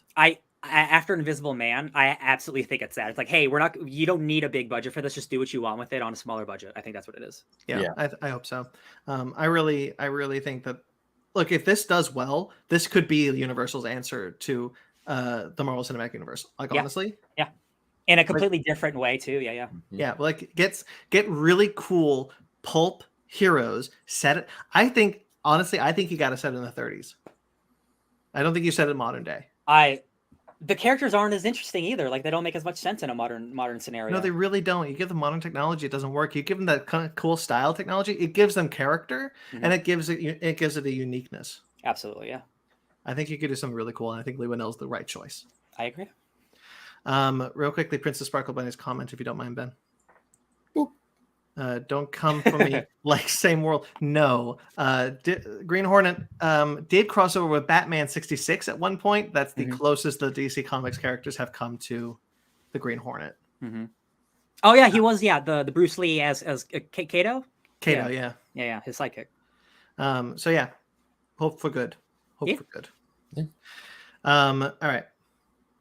Let's talk about some trailers. Tea talk. We're in the tea talk already. It was a quick news week. Yeah, it was a short week, baby. All right. Let me tell you, it wasn't a quick news week until something happened, and then everyone's like, you know what? Let's not. It's not as important anymore. Who gives a shit about this stuff? Something happened, and then the rest of the world was like, let's not. Yeah. So let's start with actually, there's quite a lot of horror movies. So let's talk about Thor: Love and Thunder first, because we don't have a lot to say there. It's just the premiere happened. Good word of mouth. It looks good still. I like it. I'm still excited to see it. It's weird that they like keep releasing stuff for it. I want to see it. Stop showing me more stuff. This but was a shorter trailer though, so yeah. We do know that the goats. I forget their names. Tooth Gnasher and Tooth Grinder. There it is. Yeah. They're screaming goats, which is just, of course they are. Of course, Taika they are. Waititi, of course they are. Yeah. I'm the hey, spoiler alert, sounds like it's gonna another great Taika Waititi movie. Who could have predicted that? I'm so excited. The only thing I just, if Hercules shows up in this movie, y'all, I'm gonna lose my mind. I'm gonna lose my mind. The only thing for me is I really don't like how they're using the volume. I think I think Disney's kind of having this problem right now that they're starting to use the volume as a crutch and not as a benefit. Yeah. And I think I'm seeing that in Thor: Love and Thunder. Yeah, there's some bad looking shots for sure. Like CG background looking. Yeah, it's unfortunate. Hopefully that stuff can get fixed before like the premiere or like what we see. And you know what? It's probably like a second long insert. Like, maybe I won't even notice. Yeah. Like just the stuff from the trailers, hopefully like that is the extent of how like out of like, wow, it's just me in front of a green screen looking face. Yeah. See, the thing that bugs me about the volume right now is especially like how they used it in Obi-Wan, how we're seeing it in Thor: Love and Thunder, is that what they're doing is they're just kind of like wrapping a set around the volume and then extending it. Whereas like people have rightfully like compared it to the Batman, which also used the volume, but only in like the scene, like the whatever that building they met in. Yeah. And like the way they used that was they built that set and then they put the volume. The set's kind of raised so you don't see the bottom of the volume. What we're seeing now with Disney is that they're just kind of wrapping the set around, so you just kind of get these circular sets, and so you can tell where the volume starts and where the set ends. Yeah. And I think that's the wrong way to go about it. Strange New Worlds is also falling into that same problem, only in one set though. They use it for the engineering set and the cargo bay set, and they're clearly just like, we have a railing here to separate the volume from the set. That's the only time. Otherwise they use it pretty well. Yeah. So I just think that like you got to watch out for that because you can't make the volume noticeable. It's again why I'm so excited for Andor, and the producer of Andor said there's not a single use of the volume in the entire show. Yeah. I still can't believe that's true. I can't believe it. We're just getting a regular show, baby. Crazy. I'm excited for Andor. Yeah. And I think the volume can be a benefit. We have seen it as a benefit. It's just the way that Disney is using. It mostly works in Mandalorian. Absolutely, yeah. Yeah, just the way that Disney is doing. Like Mandalorian also has a good thing of like in season 2 when they free what's the bald guy's name? Oh, Bill Burr's character. Bill Burr's character. Yeah. When they free him, that's the volume. But what they did was they added CGI and they added stop motion and they used the volume. So like they use the volume and then put stuff on top of it and kind of like made it seamless. We're not seeing that anymore. We're just seeing what you get in the volume is what you get. Yeah, and specifically for something like Thor: Love and Thunder, which again is a big special effects movie, but like it's still a movie. You can put a little more effort. It's I think that Disney just might be abusing the volume a bit in the way that I don't want to see. Yeah, like definitely using it as a crutch. Like, oh, it's a pandemic; it makes it easy and stuff. But like, yeah, but also like limits your creativity sometimes. Yeah. All right, so let's get into some horror things. I guess horror adjacent. Let's start with Stranger Things 4 Part 2. They're gonna run that song into the ground, aren't they? Oh, I'm kind of into it though. It's good. It's incredible. It's just like, man, you can't escape it anymore. Kate Bush is like, it's so cool because Kate Bush, pop star of the 80s, has never been more famous than she is right now. Which is incredible for her. Her song was not number 1 when it came out, but it is number 1 now, which is bananas. She's making a lot of money off those royalties. Oh yeah, hell yeah. She is. I was about to say, like, after that scene in episode 4 of Stranger Things, and now like I've seen that song everywhere on TikTok. They're playing it on the radio more now. Oh yeah. I'm like, man, Kate better be getting paid for this. Absolutely. Speaking on the trailer though, I am incredibly hyped for the show. I think it's a great trailer, not just because of the song. The stakes are higher than they've ever been. Really cool visual shit going on. So much more upside down stuff happening. I'm just like, I'm all in, baby. It's next week, isn't it? It's next week, and it feels like Like, are we sure that there's a Stranger Things 5 coming? Absolutely. This feels like the end. No, I watched Yes. a 30-minute interview with the Duffers that Netflix put out. Great interview. You guys should check it out. It's a terrific interview, and they talk about how this feels like a finale, but there is more. There's more. There's stuff that is being introduced in this final volume that has to be addressed into the final season. Okay. Because I agree. Yeah. There's a spinoff coming too that they talked about in that. That Finn Wolfhard pitched. Actually, Interesting. yeah, and they were like, Finn, you had this idea, like you're a genius. And apparently, like Finn Wolfhard is like he's gonna start directing. He's directing his first feature soon. And he tried to be a director behind the scenes. Apparently, that kid's like super prolific in like filmmaking stuff, which is really cool. Ooh, that might explain his acting. Might explain his acting for real. The Duffers were like, yeah, that kid has a real future in directing. They didn't talk about his acting at all. They also said the spinoff is unlike anything you can even imagine it being. It's completely, you could not even guess what the spinoff is, which makes me really excited, like what it could even be. Something way in the past, something way in the future, something all in the upside down, who knows? I am very excited for the season. If they kill Eddie, I'm going to be pissed. Well, to be fair, someone's dying, and someone's going to die. It's going to be sad. Apparently there's a body count in this last episode. Vecna's got a Vecna. I think it's Eddie and Jonathan. Not Jonathan. They haven't done anything with him. That's why I think it's him. That's why I think it's him. That's why I think they got to kill someone who matters. You know what I mean? That's fair. But like, who are they going to kill? Lucas or Max? Robin. Oh, don't kill Robin. Oh, don't kill Robin. That's exactly. I mean, I see it now, but I'm like, oh no, Robin. Honestly, anybody could go, and which is fun about the show. I really hope the stakes are real. I really hope it's not Steve. Steve needs to live. I love Steve too much. I think Steve and Dustin have plot armor. Like, quite honestly, because like they are making the show right now. They're so funny together. And I think Robin. This is gonna sound really shitty, but I think Robin needs to be alive because she's the only gay character on that show. Yeah. And she's good. She's good representation. Until the Duffers also very much stated that, like, I know people are asking about Will and his sexuality. That shit is absolutely gonna come to a head 100%. You know what? Kill Will. Like, quite honestly, he's get rid of that bowl cut. Get him out of here. Kill Will. I'll be happy. Like, not like it would suck for Joyce, but like, what has that kid done since season 1? Like, honestly, he's just had a bad haircut for 3 seasons. That's all. That is true. Okay. They/them.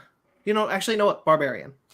This is the Alexander Skarsgård one. Yeah. That looks just like the Black Phone, but worse. Yeah. Sorry, I didn't mean worse. I meant like it looks like scarier, like crazier things are happening. That's what I meant to say. Yeah. Yeah. So this lady goes to her Airbnb. It's been double booked. Oh no. Maybe there's murder happening in this place. Who knows? The only thing that scared me about this trailer was the door opening and then just the footsteps running. Running footsteps that you can't see always gets to me. Mm-hmm. Visually, I think it's really well shot. It definitely has like a very spooky atmosphere to it. They don't give away a lot, which means it's probably, I feel like it's going to be like a big twisty type of movie. Mm-hmm. But yeah, I'm into it. Because I thought going into the trailer that Alexander Skarsgård's character, Alexander Skarsgård, right? Yeah. Bill. Oh, he's Pennywise. Bill. Bill. Bill. Bill Nye, the clowny guy. I thought he was the bad guy. Yeah. But it looks like he's getting captured also. And that could be a misdirect for the trailer, but yeah. I also thought it was Justin Long for a second, running down the hallway or being captured or whatever. Yeah, this looks spooky, a good first trailer, yeah. Yeah. Be interested to see where this comes. Barbarian's an interesting name for it. Yeah. I'm wondering why it's called Barbarian. That's well, isn't the house on Barber Avenue? Oh, I didn't even catch that. I watched it on my phone. Maybe. Yeah. I think I don't recall that. Yeah, one. I saw this trailer last night before my movie screened, and I was like, I was just like, that looks very unsettling and something I don't want to go to. Barbarian. And then it's like, and yeah, I will agree with Brandon. Like, it's called Barbarian. I was like, is it though? But maybe there's like the person. No, it's called Barbarian. It's definitely called Barbarian. No. What I meant by that was like should have been called Barbarian. No, yeah. But then there's like an ulterior thing we don't know about or something. Yeah. But Barbarian who lives on Barber Avenue. Yeah, but then I thought to myself, it's like it's a Conan movie. It's a secret Conan movie. No. I mean, then I thought to myself, like, well, they're underground and there's a bunch of other stuff, so it could be that some bad shit's going down there. It's definitely a alien. mood trailer. Yeah. That I actually don't think is a good trailer for what could be a pretty interesting movie. Yeah, it gives you just enough, but like not enough. Yeah. I think the next one, they/them does better. Yeah, this is definitely more of a tonal piece, like teaser trailer thing. Yeah, this is about it's a conversion therapy camp. It's a bad place, run by Kevin Bacon, bad man, Christian man. And then people start getting murdered, and like apparently like stories about like them taking like their true selves to fight against suppression and murder and stuff. First of all, they/them, one of the most creative titles for a movie you could possibly have. Excellent name. They/them, so incredibly cool and funny. I fully expect this to be like not a classic, maybe like a cult classic. Like I have a good feeling about this one. I get kind of the same vibes as I did like the Black Christmas remake. Yeah. It feels it's going to Hulu, so it's not gonna be a big push for this one. Oh, it's not in theaters. Not in theaters. It's Peacock. Peacock. Sorry, it's Peacock. Oh, it's even worse. Oh, it's a streaming service I don't even have. oh shit. But Black Christmas, I think also that went to HBO Max. Anyway, it feels very much in the same vein of like that's the kind of vein we're going for, a little bit more campy horror, but with fun characters. Is this Blumhouse? Blumhouse, yeah. Okay. Yeah, like they've done Freaky and Happy Death Day, and I love those movies. So like definitely another in vein of that. I'm all about it. Yeah. Did you see that the Halloween Horror Nights Blumhouse maze is Freaky and the Black Phone? Yep. I'm so sad that I'm gonna miss it because that's absolutely a doubleheader right there. That's pretty good. Yeah. Yep. If you haven't seen Freaky, guys, go see Freaky. Really Very good good. movie. Very good movie. Smile. This freaked me out, y'all. Love it. It takes a lot. It takes a lot to freak me out. But there's just something about people smiling unconventionally. I hate it. Hell yeah. There is. And when I say I hate it, it means I think the movie's gonna be bad. I think the movie's gonna be really good. They're not a spooky boy. Do you remember Truth or Dare? Yeah. This did that better. Oh yeah. Because Truth or Dare has the unnatural smile, but this one has the natural smile, which can be a lot creepier than the unnatural one. Oh yeah. Yeah, just like constantly people smiling, and then the trailer really got me when the head, like the very end, when the Holy head shit! down. Oh yeah. Holy shit! That scared the crap out of me. On my phone, I even freaked out. I'm like, it's 2 inches tall. Come on. Yeah. Especially the scene where the main character goes into the room with the hospital room, and the guy's smiling, and she's doing the thing, and he goes, "You're gonna die! You're gonna die!" It's like, oh yeah, no. Very much, The Ring inspired. Like, you're gonna die in 7 days. Like, there's a bunch of those type of movies where something bad happens and you have a week to live. Like One Missed Call or one of those horror movies. It feels very much like like it follows. Like it's a curse that gets passed on. Yes, yeah. She goes to the guy in jail. And she's like, "How did you survive the thing?" And he's like, "Wait, have you seen it?" No, I'm gonna die, bitch. Yeah. It looks so scary. And yeah, the final scene of the head falling down. Just the whole thing. That whole thing freaked. Oh shit! These dolls are freaking me out now. Oh, I know what room you're in. Yeah, I'm in the doll room. Oh, of course. There's one looking at me right now. That's just like. Anyway, like the thing was like she walks out because like it's clearly like her friend coming to like give her something, and then she see it like her hands drop, and then bam. Oh Jesus! I hate that. Good effective horror trailer. Here, I'm gonna show you guys. Oops. I'm gonna Yeah. show you guys. Yeah, I don't Look at like. that. I went in that room once, and I will never go again. Okay, so there was one that looks like the eyes are just black and sunken in. Yeah. That's You know which one I'm talking about? The white That's one? normal. These used to be in my bedroom. Mistakes were made. Mistakes have been made. All right. Yeah, I'm excited for that one. I'm very excited for Ben to see that one. Looks spooky as hell. Hell yeah. I'm not excited to see that one. Why don't we? That's it. That's all the things. Anything else you want to bring up? Well, we have Mag and Princess Sparkle Bunny in the chat for Stranger Things. Mag saying they better not kill Steve. I agree. Mm-hmm. And Sparkle Bunny says Will can die. She agrees with you, Brandon. He's expendable. He hasn't done anything. It's just unfortunately some characters. Like I understand like one season like focusing on other characters, but he was like the star of the show in like the first season. He's the dude who got captured, and then he's just done like nothing for 3 seasons. I'm like, come on, man, do something, writers. It was him and Finn Wolfhard. They were like the 2 leads of the show, and now they have the least to do. Yeah, it's because I think everyone else is just so much better than them. Yeah, much better. I'm concerned that they're not going to address Will's sexuality, whether it be he's gay or he's asexual or whatever. Yeah. The idea of like, because the actor was like, yeah, I think it's really beautiful that we don't address it. You know, that thing that straight people say. That's a young like he's young, like he thinks he's saying the right thing, but like he doesn't understand. Like people need confirmation on these things. You can't just live in the dark. You can't live in the dark about these things. Like you need representation. It's only ever been said by straight people. Yeah. Sorry, I just remembered all the headlines of just like Disney's first gay character. Oh, and like it's like the 10th time we had the 10th time that this has happened. Yeah. Anyway. All right. Shall we get into our main topic then?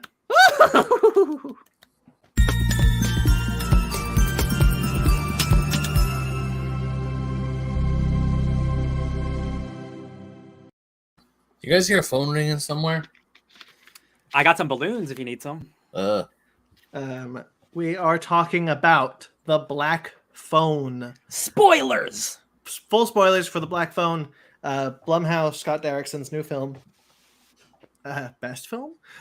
So let's get full right into it. If you have not seen the Black Phone, do not watch this unless you want to get spoiled. Skip ahead, pause it, whatever you want to do, whatever you want to do. Live people, just plug your ears for 30 minutes. Live people come back. I won't care. Unless you have seen the movie, then, or you don't care about spoilers. We don't judge. It's true. So, what did we think about the Black Phone? Ben, I want to hear your thoughts on this first. I want to hear your thoughts. So it's pretty dang good. Pretty darn good. I really I enjoyed it. It was a good thriller. There were some horror elements there that I kind of wish I don't know. I want to know a little bit more about the Black Phone, but at the same time, I kind of like the mystery of it all. Like all these kids haunting that room that they're in. Yeah. Nah, keep it mystery. Keep it a mystery. No, we can't. That's what I was saying. I like the mystery of it all. Yeah. I like that. I don't want any explanation. I kind of want a little bit more of the grabber. Like, why is he doing this all? What's his motivation for doing this? But then at the end of the day, it's like he's just a bad person who kills children. There's nothing more than that. But also, part of me just wants to know like why the whole mask thing and all that stuff. But all in all, Ethan Hawke, amazing performance. Kids were pretty good, and this was a really good. This was a pretty good thriller. I had fun. I had a good time with this one. The mask is so that he can live with himself. It's in the movie. It's subtextually in the movie, but it's there. When he rips his mask off and he can't handle it that he's exposed. Yeah. Ryan, what'd you think of this? I think it's fantastic. I really had a great time. I am a huge fan of The Exorcism of Emily Rose, which is a Scott Derrickson movie. So I don't know if this is for me his best movie. It is an exceptional movie, though. I think all the elements work. I love the way it's told, where you're getting more information about all the different kids and how that's going to help this kid escape. I think that's all presented incredibly well. I don't think you need any additional information. This is it's by Joe Hill, who is Stephen King's son. Ben, you should know that. You're his best friend. It feels very much like a Stephen King property where like this could be like another version of The Shining, with these kids having powers and it not being explained. Like I don't need everything to be explained for me. I love the mystery. I think the acting is great. I think the two kids are exceptional in a world where I don't really like kid actors. They are exceptional. Ethan Hawke is horrifying. I had a wonderful time. Mm-hmm. I agree wholeheartedly with Ryan. I adore this movie. I think the movie is great. I have been thinking about it nonstop since I saw it. The theater I was in was ecstatic with so much energy. The ending had people cheering in my theater. Mm-hmm. Like it is an exceptional movie. I think this is more connected to Stephen King than anything else Joe Hill has probably written, because I do think that young girl has the shine. It very much feels like it. Yeah. And I think that's kind of what he was going for. This kind of like, because The Shining isn't the Shine isn't necessarily like a wholly explained thing. It's this kind of thing that Stephen King uses to give people powers. Yeah, it's like the mutant gene, basically. Yeah. Yeah, and I think that's what the little girl has specifically. Absolutely. And perhaps even Ethan Hawke has it, and that's why you can hear the phone. Yeah, because he's the only other person who can hear the phone. Absolutely, yeah. Definitely, I was intrigued because he says the phone doesn't work, but then one of the dead kids certainly says he hears the phone, but he ignores it or something, and that's a very interesting backstory for that character. Like because maybe you get a sense that like his dad was abusive, which is kind of what was probably why he did. Like he could hear that phone at one time because he says like he used to be in this room before, and like the phone hasn't worked since I was down here. And so like he can hear it, but he ignores it because maybe his dad was like, that's not working, like would beat him about it. Yeah. And there's lots of like parallels of like what is happening to Finney, our main character. He's got an abusive dad. Not to excuse the dad at all. He's a shitty dad, but that dad, he's going through a lot of shit. He had a wife who slowly lost her mind, probably with similar shining powers. And he couldn't handle it, and she killed herself. And like it's rough, and like being an adult's rough, and like I have sympathy for the dad while also realizing he's a bad person. Like it's a complex. That's what I love about this movie. Like all the characters are real and complex. Like all the characters have good and bad qualities to them, which is so interesting. Maybe except the kids. The kids are perfect. They're lovely. But like, yeah, Ethan Hawke is so spooky. He's not in the movie as much as I thought he was, but that's not a bad thing. Like you always feel his presence even when he's not in the room. You always feel when we're with Finney in the basement that Ethan Hawke can show up at any moment. Like I just imagine like he's just like literally waiting at the door sometimes. Like yeah, there's a lot of like because whenever Finney is like doing things like with the rug and he's trying to get the grate down, like like you're already tense, and even if the music isn't trying to be tense for you, trying to create that sense of tension, the movie had already done that sense of tension because it has this moment where Ethan Hawke is just watching Finney sleep. And so like you have this thing where it's like, oh, he could just, and because it's soundproof, like he could just walk in at any time and Finney will not hear him. He'll just show up whenever. Oh, the belt. Yeah. Oh my God. Just with his like, he's just like shirtless, just like, come on, let me hit you. Come on, boy. Yeah. I think that the kids are fantastic, especially that little girl. That little girl is excellent. The first time she starts cursing threw me off. Oh my God. It is so funny. Like what the shit, Jesus? Come on. What the hell, Jesus? Her relationship with God is so funny in this movie. I love it. Yeah, because she thinks that the dreams that she's having are from Jesus, and so she's praying to Jesus. And just like she wakes up, what the shit, Jesus? Well, she says the F word, but yeah. I love she has like a little ritual where she has her Bible, she has a rosary, she has the thing, she has a picture of the Holy Mary, and then she runs to bed because Daddy's about to come get her. She has to run back and quickly go, Amen, because she didn't finish it. Yeah. Just like great little character details. Like she is so charming, and this movie has levity in it with like Max, the brother, the coke-headed brother, was really funny. There's moments of real levity, but also like intense drama that aren't spooky. Like the scene where the dad's hitting her with the belt, like that little girl is acting her ass off, like crying and screaming, my dreams are dreams. Like that felt so real. It was too real. Yeah. It was so good. The scene with as Mag says in the chat, I'll actually go there. Mag is in the chat. He says, best way to look at flashbacks of the victims in a grainy film. Oh yeah. Yes.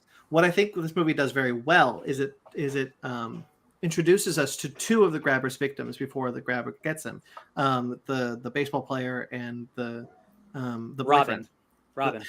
It's not the boyfriend, but I was like, oh, there's something there. No, there's the subtext is absolutely there. It's there. We're introduced to both of them as really nice people, really nice character. They're not bad to Finn. They're some of Finn's best friends. Even when the baseball player is seen as antagonistic because he's on the other team, but like at the end, it's like, hey man, your arm's great. Your arm is mint, is what he says. Great, like reverse of what you think is going to happen. Oh yeah, I thought he was gonna be an asshole to him. It was like, haha, I hit a home run off you. But then it's like, dude. But when he goes up to him, it's like, dude, you almost got me. That was even Robin is introduced beating up someone, and then you see that Finney is tutoring him. Is tutoring him because like you see that Finney is bullied, but not by this kid, who's stronger than every bully there. Mm-hmm. Robin is like, he like defends him. Yeah, I think that's really great reversal of everything. And then the other kids, we learn through this kind of grainy flashback who they are. And I thought that was a really good storytelling device. Oh yeah. Yeah, all Like the when you all, see the sorry, what I was gonna say is like when you see the paper boy, when he's going through and he's trying to and he's doing his route and you see the grabber and the part where essentially like with the dog with the bicycle almost broke me because the poor dog is just barking and then you see the van go off. Or I even like the scene with Vance too, the other super tough kid. oh yeah. I wouldn't call him the bully, but he's just like kind of a jerk. He's just an asshole. Well, he's an asshole. Yeah. He's the only one that the grabber took that wasn't what I would classify as like a nice kid. Yeah, because he straight up like beats the crap out of someone who messed up his pinball game. Real quick, a kid immediately just pulls a knife out. Yeah, what the shit? I'm like, man, the 70s were wild. There's a lot of really good way they visualize the kids when Finney is talking to them through the phone. For example, we never see them in we often don't see their face. It's always obscured in darkness or they're blurry, except for the one who's like floating upside down. We see that one pretty clearly. That was terrifying. And the way that when he's talking to them, you see them talking, but you hear it through the phone. That's awesome. Yeah. I think that's excellent filmmaking. Yeah. The memory loss of like, they don't know exactly where they are. They're the first thing you lose is your name. Yeah. They don't know who they are. They don't exactly know where they are, but like they know they're dead and they know what happened to them. And again, like I don't need an explanation of why it's happening, but like for some reason they are there to help Finn to escape from this. And again, it is. I might check out the short story now because one, it's a short story and I can read that real quickly. But I don't expect it to give me any more context. But I find it such a fascinating, plot idea. Just like it took this many kids dying to get to the point where like it was enough kids to help the one survive. Like if Robin didn't get captured, he wouldn't have been able to help him with like the phone thing, or if Vance didn't get captured, he could have done things like with the rugs, or like certain characters doing different things. It all builds into a really awesome finale. Yeah, what I thought was really cool about that is that you see how each one is like, I tried to do this to escape, so you can try to do this to escape. And so it's seen as he's trying to use their methods to escape. And then the reveal is that he's used all of the methods to make his own method of escape. And it all combines into something else. Yeah, which is one of the, since we're there, it's one of the most triumphant moments in a horror movie I've ever seen, when he gets the upper hand on the grabber. Oh, yeah, he breaks his neck. Yeah, he does like the line trick to get him to trip, and he's got the hole dug. He falls right in. Oh yeah. Breaks his ankle because he had to put the crate in, or the grate in there, or whatever it's called, to break his ankle so he can't move. And like the phone starts ringing and it's off the hook. Like the receiver's not on the phone anymore, and the grabber can hear it. It's like, it's for you. Oh yeah. Finn's arm is mint. Hell yeah, dude. That was really good. People were legitimately cheering in my audience. Yeah, we had a few people cheering on mine too. That was a really good way to finish him off. I saw this movie at 10 o'clock in the morning. So there were 3 people in the theater, and they were as tired as I was, I bet. Sure, I can understand that. We saw this investors screening at AMC. I told you guys about it when I saw it last week. But my audience was all people who were just like super jazzed to see this movie. Yeah, I'm glad. It's really cool because Scott Derrickson, who last directed Doctor Strange, and then didn't direct Doctor Strange 2, decided to go back to making a low budget movie, and it's already made like $25 million over the weekend, which is a lot for a low budget horror movie. So like it's already successful and it's critically loved. So I'm like, yeah, it's a win. It's a win. Yeah, I'm really happy. I would have loved to have seen what he did with Multiverse of Madness, because it was also a different script that he was working with. Yeah. Than Sam Raimi did, but like, I'm glad he did this. I'm so glad. Yeah, he did this. We were able to get a new Sam Raimi Marvel movie, and it felt like a Marvel movie and a Sam Raimi movie, and we got a new Scott Derrickson, like back to his roots horror movie. So like, I think everybody won this year. I think so. Let's see, Ethan Hawke. We talked a little bit about him. He's incredible. Yeah, in this. some of the best mask acting I've ever seen. Oh yeah. Yeah. I love he would change out the bottom half depending on like how mad or happy he was. Really cool indication of just like what mood he's in. You can immediately tell what mood he's in by what he looks like. Yeah. Which is just a threatening thing altogether already. And like you can see, like he takes up he like it's in pieces, which I thought really unique looking masks just in general. Yeah.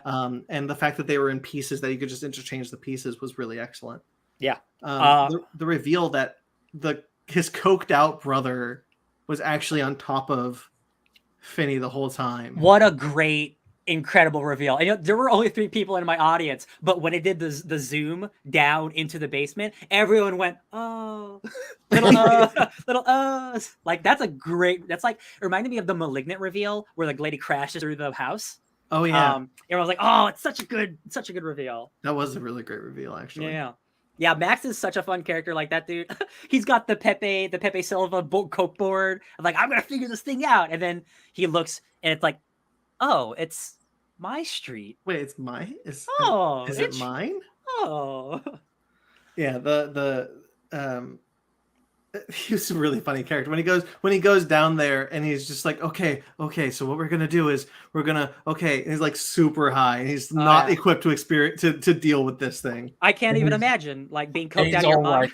He's all like, hey, you want to know how I found you? It's like, get him out. Get the kid out of there. And just the when Ethan Hawke kills him is also a good twist. Why am I getting a phone call? Ring. You guys keep talking. I gotta answer this. Yeah. Okay. I kind of figured Max was gonna die.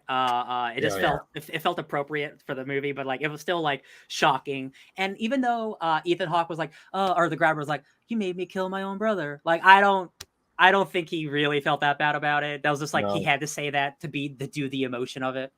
Oh no, like the second, because what I really like about how Ethan Hawke just changes, because when you first see him before Finney first breaks out, he's like, maybe I will let you go, maybe this, because nothing's happening, because by that point people try to escape, and that's when the paperboy kid says that's when you have him play Naughty Boy. Naughty Boy is when he starts to kill people. And then of course when he gets out and he like has the knife to his throat and then he says the words Naughty Boy, that's like, okay, now we're into it. Now it's like, you're going down the path. So do you actually think he would have let him go? No. I do. I don't know. Honestly, I don't know the answer. I think he could go either way. I really don't have I think he would, because at this point there's a lot more cop presence. It's a lot sloppier than it was last time. Yeah. And he's a horrible person, but in his mind what has been done is justified because he hasn't been caught. And now he's looking at, this is how I kind of rationalized the decision. Whereas like now he's looking at it like, there's a real possibility I can get caught. Maybe I should just let the kid go. Like, is this worth it? Is this really worth it? Yeah, it's the end of the line. Yeah. And so like I think that there is a real possibility that he would let him go. It definitely feels real in the moment. Yeah. I love that. Again, like every kid's failure led to his success. Where like if he didn't open that meat locker, even though he couldn't escape, he wouldn't have been able to throw that piece of meat to the dog. He probably would have ripped him to shreds.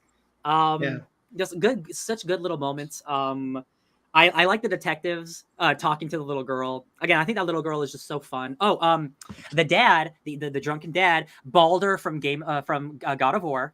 He played Balder. He also he's also Charles Manson in Once Upon a Time in Hollywood.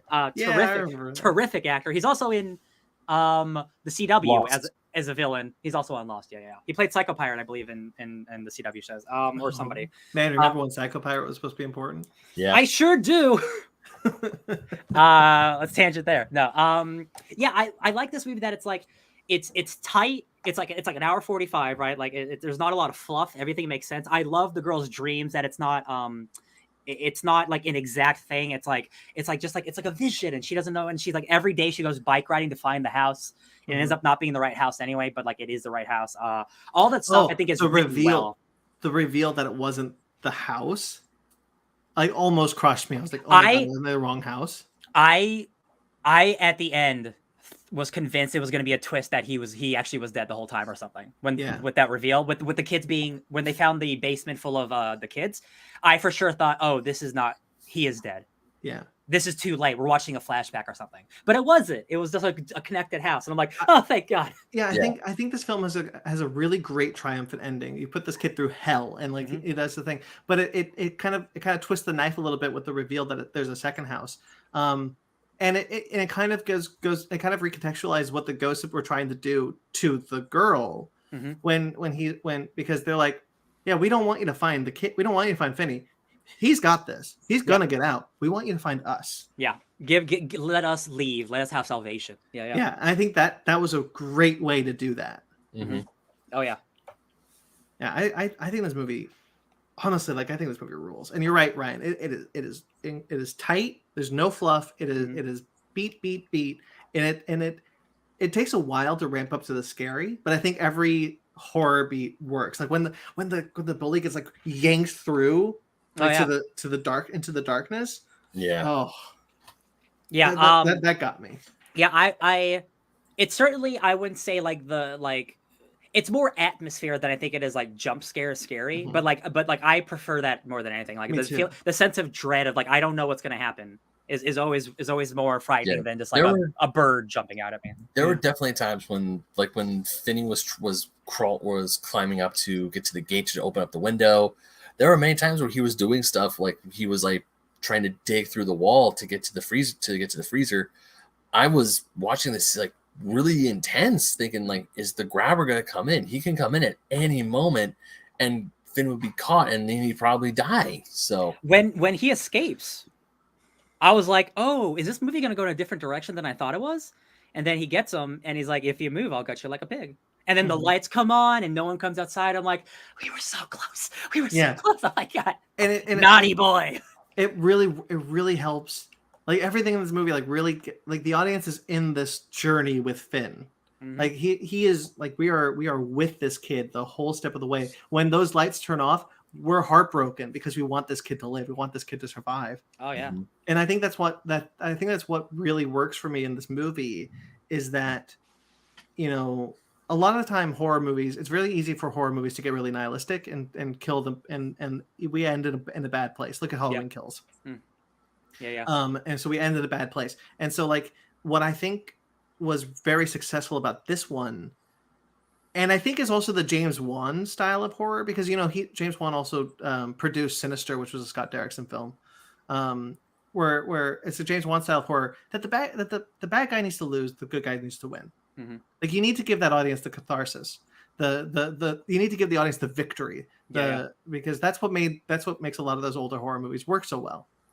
Absolutely. That's what makes like The Conjuring work so well, because good triumphs over evil. Yeah. And so I think that was really smart of them to create this character that the audience could really relate to, really like. There is purposefully not a bad thing about this kid. He is bullied. We already feel bad for him because he's bullied. He takes care of his dad, even though his dad is a monster. He takes care of his sister. Like there's nothing about this kid that is unsympathetic to the audience. And to see him have that victory, go through hell, go through his trials, and come out having beaten the monster is very important. Yeah. And again, like him having this ability to hear the dead. I don't need any more explanation of just like he can, because it's not important. It just adds another like, oh, let's just lore dump of why you have superpowers. Like that's not what's important about the story whatsoever. It's just about the kids sad journey to survive. Yeah. And yeah, it is such an exceptional ending. Breaking that dude's neck, I love it. It is so cathartic. It was definitely like a cheer moment. Yeah. When the baseball player says Finney's arm is mint, snap. Oh hell yeah! You're cheering in the audience. There's no way you're not. Some of the best. It was actually in Halloween Kills, like not the best movie, but like the visualization of like it looks like a 1970s movie and like the flashback stuff, but like the grainy camera. Yeah. Like it feels like they just used like a camera from the 1970s. Like it looks impeccable. I love it. Looks great. And I do like how sorry, Ben, real quickly. Just on that, I really like how the flashbacks meld between the sister and Finney. Like sometimes Finney is seeing the baseball player but also maybe the sister is seeing that too, and like it's the reveal of the bully, not the long haired kid. Yeah. When he is having his flashback told, we see the sister in that flashback. She's with him. She's experiencing that flashback with him. So you get the sense that maybe they're both seeing these things. Yeah. It's super cool, and it's like, it's not a movie that needs a sequel or anything. It just stands on its own. It's like really, it's just like a really expertly crafted little horror movie. Yeah. Go ahead. Also, I love how Susie is, or not Susie, excuse me, Gwen. Gwen's not afraid to throw down. Oh, is that the girl's name? I couldn't remember. I couldn't remember it either. Yeah. Yeah, it's Gwen. When Gwen is rushing to help her brother after the 3 bullies are attacking him after Robin gets kidnapped with the rock, that girl was ready to go. Oh my god, so cool! Yeah, I was like, she just takes the rock and rings that kid's bell, and he's down, he's bleeding, he's shocked, and it's like, and then she sits down because she's beaten up too, and she looks at him, is like, yo, she gets straight clocked in the face, dude. Yeah, she does. And then it's really cool because like, it's like a street ball, right? And then one of the bad guys sits down, and then she sits down, and they're just sitting next to each other, like, well, we're both out of this fight. It's like a nice little. His head is just pissing blood, and she's just like, oh, because he knows he's like, he got hit in the head with a rock. Who did? Well, they deserve it. Yeah, no, but it's a very good moment. I also really like how they do the balloons. Like, I think that's a cool idea that the black balloons are actually how he gets the kids. Like, he doesn't lure them in with balloons. He lures them in and then uses the balloons to cover what he's doing, which is, I guess, spraying them with helium to knock out. I don't know what it is. It looks like it might be a form of an early form of chloroform. I don't know. Sleep chloroform. Sort of there's no early form of chloroform. We've had chloroform for over 100 years. I don't think it's helium, because then he would just be like, it's definitely some type of bad gas. It's a bad gas. Yeah, it's a bad gas. A bad gas. Bad gas. It's definitely some kind of sedative. But yeah, that's actually like when Finn goes, "Are those black balloons?" Yep. It's like, oh, you're run very far away. Because he has this moment where he knows that because his sister has told him. Yep. And so he knows what's about to happen. I adore this movie. Yeah. Also, I love how he uses his spaceship flashlight to just cut his arm. Yeah. The fact that he didn't take away that spaceship, though, interesting. Why didn't you just take away the weapon? I'm just saying, take the weapon from the kid. He's not the smartest guy in the world. No, no, you're right. The grabber. Also, once again, for Ethan Hawke, because when we first meet him, when he kidnaps Finney, he has his he doesn't have his mask on, but he painted his face white. He probably is an amateur magician. That is his job when he's not murdering children. Yeah, he has a job. Like, he has this thing. I really like how we see. Oh, I really like how we see all the kids get captured, including in the flashbacks, because we never see them get captured.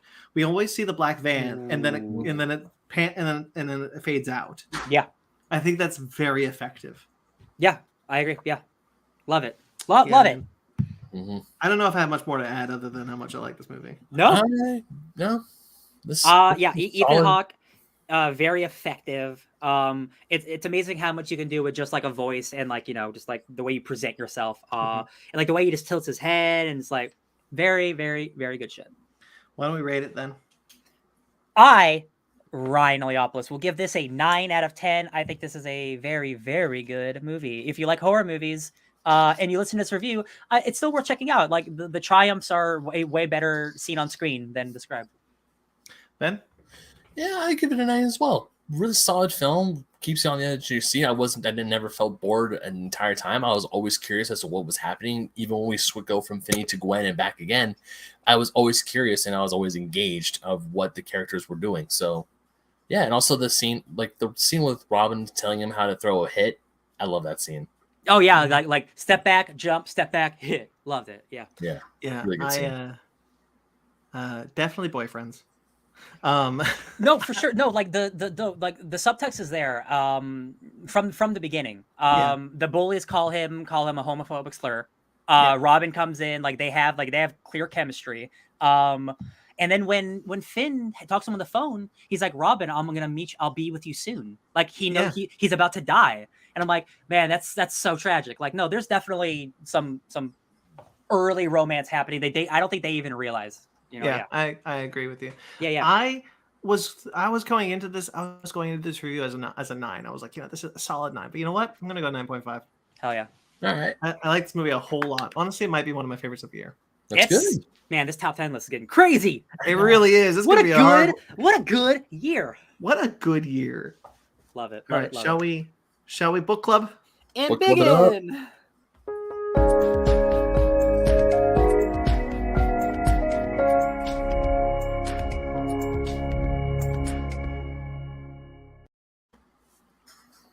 All right, Ryan, Yo. take it away. Hi, everyone. It's me, Ryan Eliopoulos. I picked a book club that involves Miss Marvel and Spider-Man and Captain Marvel. And I'm trying to find the creative team's name, but Marvel Unlimited, it's taken a long time. I believe it is Eve Ewing and Joey Vasquez, and some other people on coloring and inks, I'm sure. And I'm sorry I forget your names. But this is a two-story collection, 3 issues each, of Kamala Khan hanging out with some of her favorite heroes. The first one is a fun body swap story with Spider-Man, and the second is a look into how Carol Danvers might be racist against her own people without realizing it, which is pretty fun. I found these two to be completely not life-changing, revolutionary, but I thought these were both just fun, lighthearted, easy to read, like joyful stories, and I'm glad I read them. How about you guys? I agree. I really enjoyed these two stories. I really like Kamala Khan in general. I haven't read her book since it came out, quite honestly. I jumped off after Secret Wars. So did I, yeah. But I really liked her as the character. I forgot about her costume change. In the second volume, right? In the second 3 issues, like, she has a different costume, and I forgot about that she had done that briefly. She had changed her costume. I really enjoyed both of these. I definitely enjoyed one more than the other. Not to say that the other one's bad. I think it's still pretty damn good, but I definitely had more fun with the Spider-Man one more than the Marvel one, or the Captain Marvel one. Not to say the Captain Marvel one is a bad one. I haven't read a whole lot of Captain Marvel. I haven't read a whole lot of Miss Marvel, but I did enjoy the read more comics about women, Ben. No, Ben, I think I might actually agree with you. No, I agree. It's the second one's not as good. I also like this is going to sound really weird. I really like the art in both of these stories. I prefer the art in the Spider-Man one, but I really like how the second one draws Kamala. Yeah. Oh yeah. What I was going to say to give the second half some credit, what I do love is Kamala and Carol Danvers interacting and talking with each other. That I really think is really special. Yeah, that pre-Civil War II Kamala Khan, Carol Danvers. Yeah. Because with Miss Marvel, with Kamala working with her inspiration to become a hero, essentially, that I really enjoyed. But just the zany and crazy stuff going on with Spider-Man and Kamala in the first one, that was my personal favorite of the two. Let's take it story by story. Yeah. Real quick, can you bring up Sparkle Bunny's comment, please? She said, "There's a book club. Is this weekly or monthly?" It is. So yes. So for those of you who don't know, who may be new to this, we do a weekly book club. Every week, we cycle through. We each pick a comic book that to bring, and we discuss it the next week. Every week. Oh yeah. So let's talk about the Spider-Man story first, then we can talk about the Carol Danvers one. So Spider-Man is going to a science convention to talk about his friend, the scientist, who's developing this thing that can store your memories onto a hard drive, basically. And that can have terrible ramifications if put into the wrong hands, of course. But everyone knows that science can be good or bad. Then the clone conspiracy man himself, the Jackal, one of the worst Spider-Man villains, shows up and just be all Jackal-like. And he's fun. He's fine. The interactions between Kamala and Peter are so fun because they do a body swap, and seeing them have to use each other's powers, have to deal with each other's families, deal with each other's lives. The through line story of Peter hates having so much responsibility. He wishes he was young again. Kamala hates being a teenager. She wants the responsibilities of being an adult. And then when they both get what they want, they realize it's not what they want. And I think that through line is really well told and really well executed. Yeah, I agree with that. I also want to ask, was the plagiarism that lost him his degree Otta? Yeah. Yeah, okay. I was wondering. So Ben, so when Dr. Octopus took over Spider-Man's body, he was like, why is Peter Parker a broke kid when he's a genius? So as Peter Parker, Dr. Otto Octavius went back to school, became, got his PhD, got his master's, blah, blah, blah, blah. He started his own company. Turns out he used his own doctorate and his own thesis from 20 years ago as Peter Parker. So after Peter came back to life as Peter, the science community came after him like, hey, you stole all of Otto Octavius's work. You're a fraud. So people think Peter Parker sucks at this current point in time. And I love that. That's how you get Peter back to square one with the Amazing Spider-Man relaunch with Nick Spencer. Love that inclusion. Good pickup, Brandon. Yeah. Yeah, I was curious about that because I remember that happened, but I wasn't sure because like he is the last time I saw Peter was in Ghost Spider, and he was teaching at ESU. Mm-hmm. And I guess he's not anymore at the point of this. Yeah. Yeah. Unfortunately, as good as the book may be, like they did revert Peter back to, I'm broke and I got nothing going for me anymore. And I'm like, that's bullshit. Why can't this 40-year-old man have a life? I hate that. I think the art, it's gonna be hard to see. I think the art is exceptional. You got a little Kamala Khan who Peter can't transform well, so she's got a big head and floppy arms. He's like, oh, what's your word, big in? It's like it's not my power. I just say it for fun. I think their interaction is so good. I think the art, Joey Vasquez's art is so good. It's almost like webtoony in a way, like anime looking. But I think it's incredible. It fits Kamala very well. It does. Yeah. I love the elongated looking Spider-Man look. I think it's fantastic. Yeah, I really liked this one. And I think much for the same reason that we all did, where it's like, this one really, I think they both have a lot to say. And I think they both secretly say a lot, but I really resonated with the Peter Parker wanting to be younger and Kamala Khan wanting to be older. Like we've all been there. Absolutely. And both of their shoes, and seeing how like the stress switches them back, and seeing how like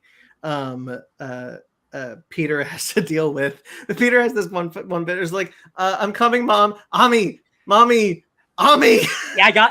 I have that panel pull up. That is so cute because Peter Parker, notable white man, doesn't know anything about other cultures. So yeah, he as Kamala is like, coming, Mommy. Yeah, I laughed out loud during that moment. It's fantastic. Yeah, I think there's a lot of great comedy. Mag has a comment in our chat about talking about the Wolverine Spidey an Ultimate Spider-Man cartoon is actually an adaptation of the Ultimate Spider-Man comic book series where that happened. Both of which I think are very funny. This is played for a very different laugh, and I think this one works really well. It is funny that real quick, Ben. Sorry, Peter Parker's like, this is like the third time I've been body swapped. Like I can handle this, and it's like every time it's something new, so you can't handle it. He put a chip to prevent it, but it's not working. It's eroded away. Yeah. What I love the scene where it's like it's like the top and the bottom of the page where it's like essentially them going through their days together as their opposite. Like I love how like the first half and then the second half where they all mess it up. Like Kamala is all as Peter Parker is like, man, I get to do all this stuff, and then she goes to those like 5 lottery scratchers. She's just an adult drinking coffee, reading the newspaper. Yeah, adult stuff. And then you got Peter Parker's Kamala comments like, man, how do girls not eat lip gloss? This tastes delicious. And he puts when he's doing the presentation, and then he gets a cramp, and he's like, "Do you guys that just happens to you?" Yeah. That's being a woman. It's being a woman. Peter Parker deals with some Islamophobia for the first time in his life, like being Kamala Khan or whatever. And like, do you deal with that all the time? I'm so sorry. That sucks, dude. Like, oh, Peter, you're so privileged. You don't even know. Peter is such an innocent, privileged white man. He's so like, I didn't realize it was this bad. Yeah, he's an ally, but like he just doesn't know. He doesn't know. I love it. Yeah, I mean, Peter's a doofus. Oh, absolutely. He's a lovable doofus. Absolutely. Yeah. And then you get Kamala, who's like trying to cut herself shaving. The job interview. Just be charming. That's all I got to do, right? And then it's like, Peter, you worthless sack. How are you? And she's like, what? It's, we're just joshing you. And it's like, so we do this. How are you going to bring this to our startup? I was like, blockchain. Oh my God, this was early blockchain too. Like they were wrong with that joke. That's a timely joke. That's a good one. I think this is just it's a lot of fun. I always love a good body swap story. It's always fun. Yeah, I quite enjoyed this one. What a fun body swap for Peter and Kamala. Yeah. And when they I liked how the first issue does the two narratives that we see Kamala's point of view and then we see Peter's point of view. I think that was really, really effective, and we see how Peter talks to himself that Kamala didn't hear the first time, and why like Peter tried to fiddle with the machine. It was because like, yeah, it is a 2-part first issue, and after the first part ended, I was like, that's a short issue, that's weird. And then I realized there's a whole another from this point of view, and I'm like, oh, that's good. Yeah, and like you see it introducing Peter Parker, you're only here because you're her friend. Yeah. I'm like, wait, I thought he was a plagiarist or whatever. He sucks. So yeah, that's a great story. And then we'll move on to the next 3 issues. I don't have the artist name. I'll try to find it while you guys talk, but it's written by Clint McElroy.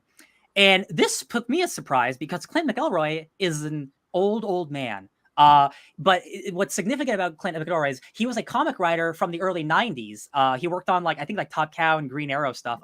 But he is the father of the McElroy family who does My Brother and Me and The Adventure Zone, which is a Dungeons and Dragons podcast. So Clint McElroy has been in nerd culture for a long time, but he's been away from comics for over 20 years. Wow. So for him to come back to write comics is really cool because he's writing stuff that he read about. All this Carol Danvers stuff with Walter and the Kree, that stuff from early Carol Danvers stuff. So it is really cool to see, an older Marvel fan being able to incorporate older Marvel stuff into a newer story with Kamala Khan and Carol. I thought that stuff was really fun.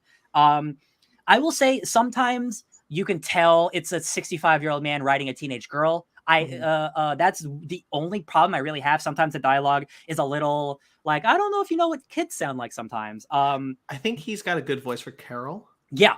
He got Carol down, I think, for sure. Yeah, I think he's got a good voice for Carol. I'm not crazy about his Kamala voice, but there's a lot of fun dialogue coming from Kamala anyway in this. I had a question about this one. Walter, he is the alter ego of Captain Marvel, the first Captain Marvel. Yeah, it's like Donald Blake situation. Yeah, and this wasn't a point where they were they were at once 2 people. That's a retcon.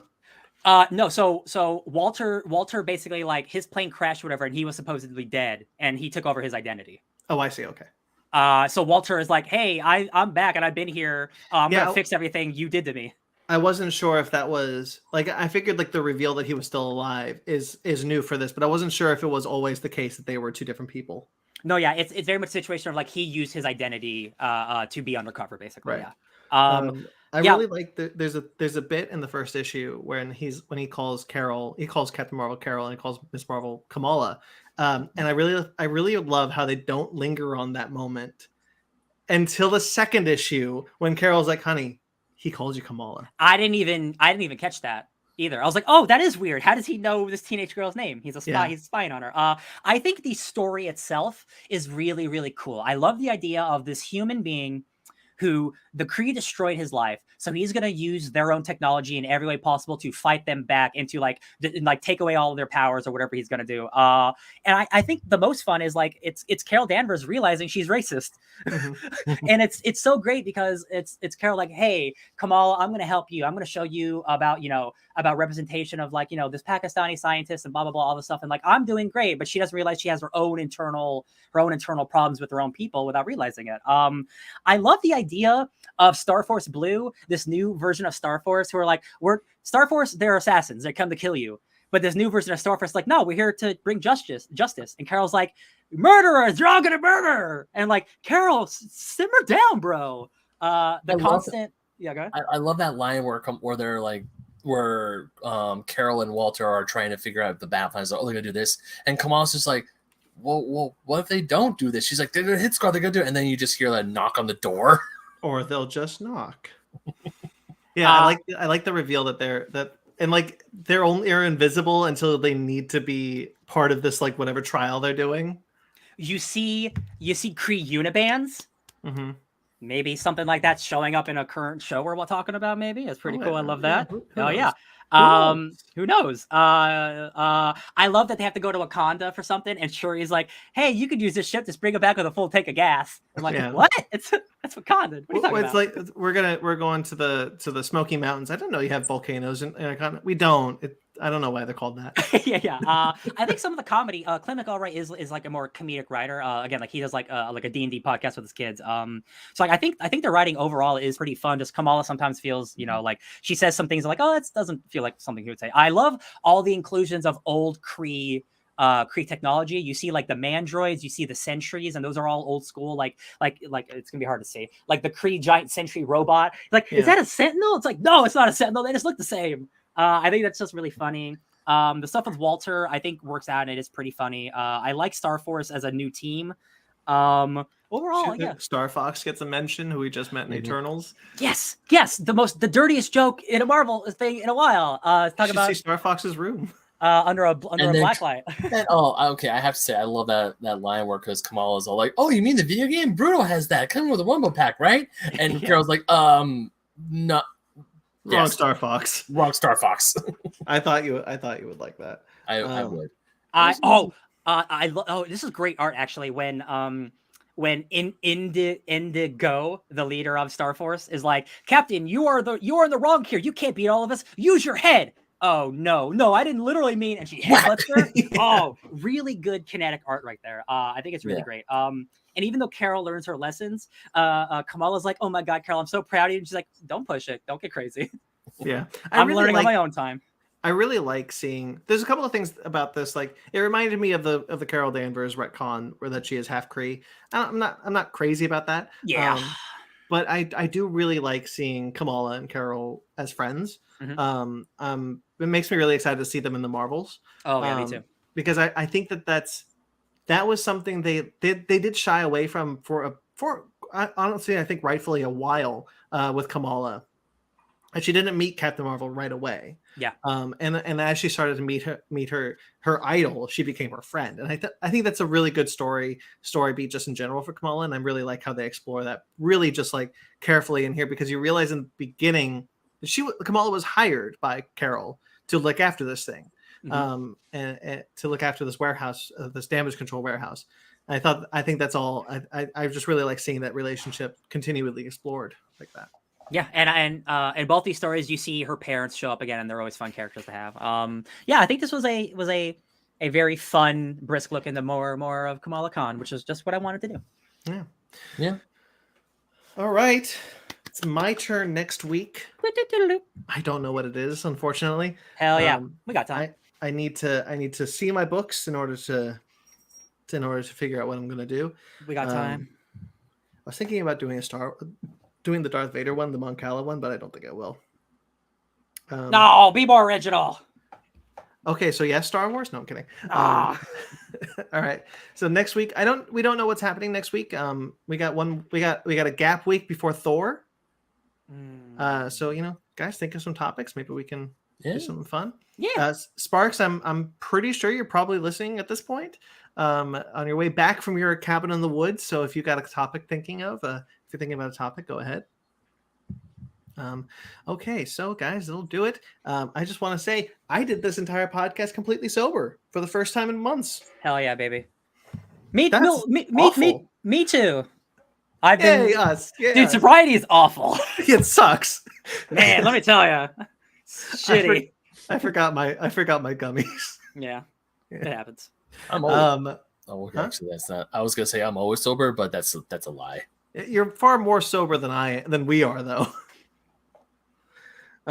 Anyway, so smoking weed's okay, y'all. We're not getting crazy. We're not doing hardcore drugs. I'm talking about coke. Oh, all right, Max. You say that as Ryan takes a sip of his Coke, a cola. Hey, remember that used to have cocaine in it. We used to be a better country. We used to be a real country.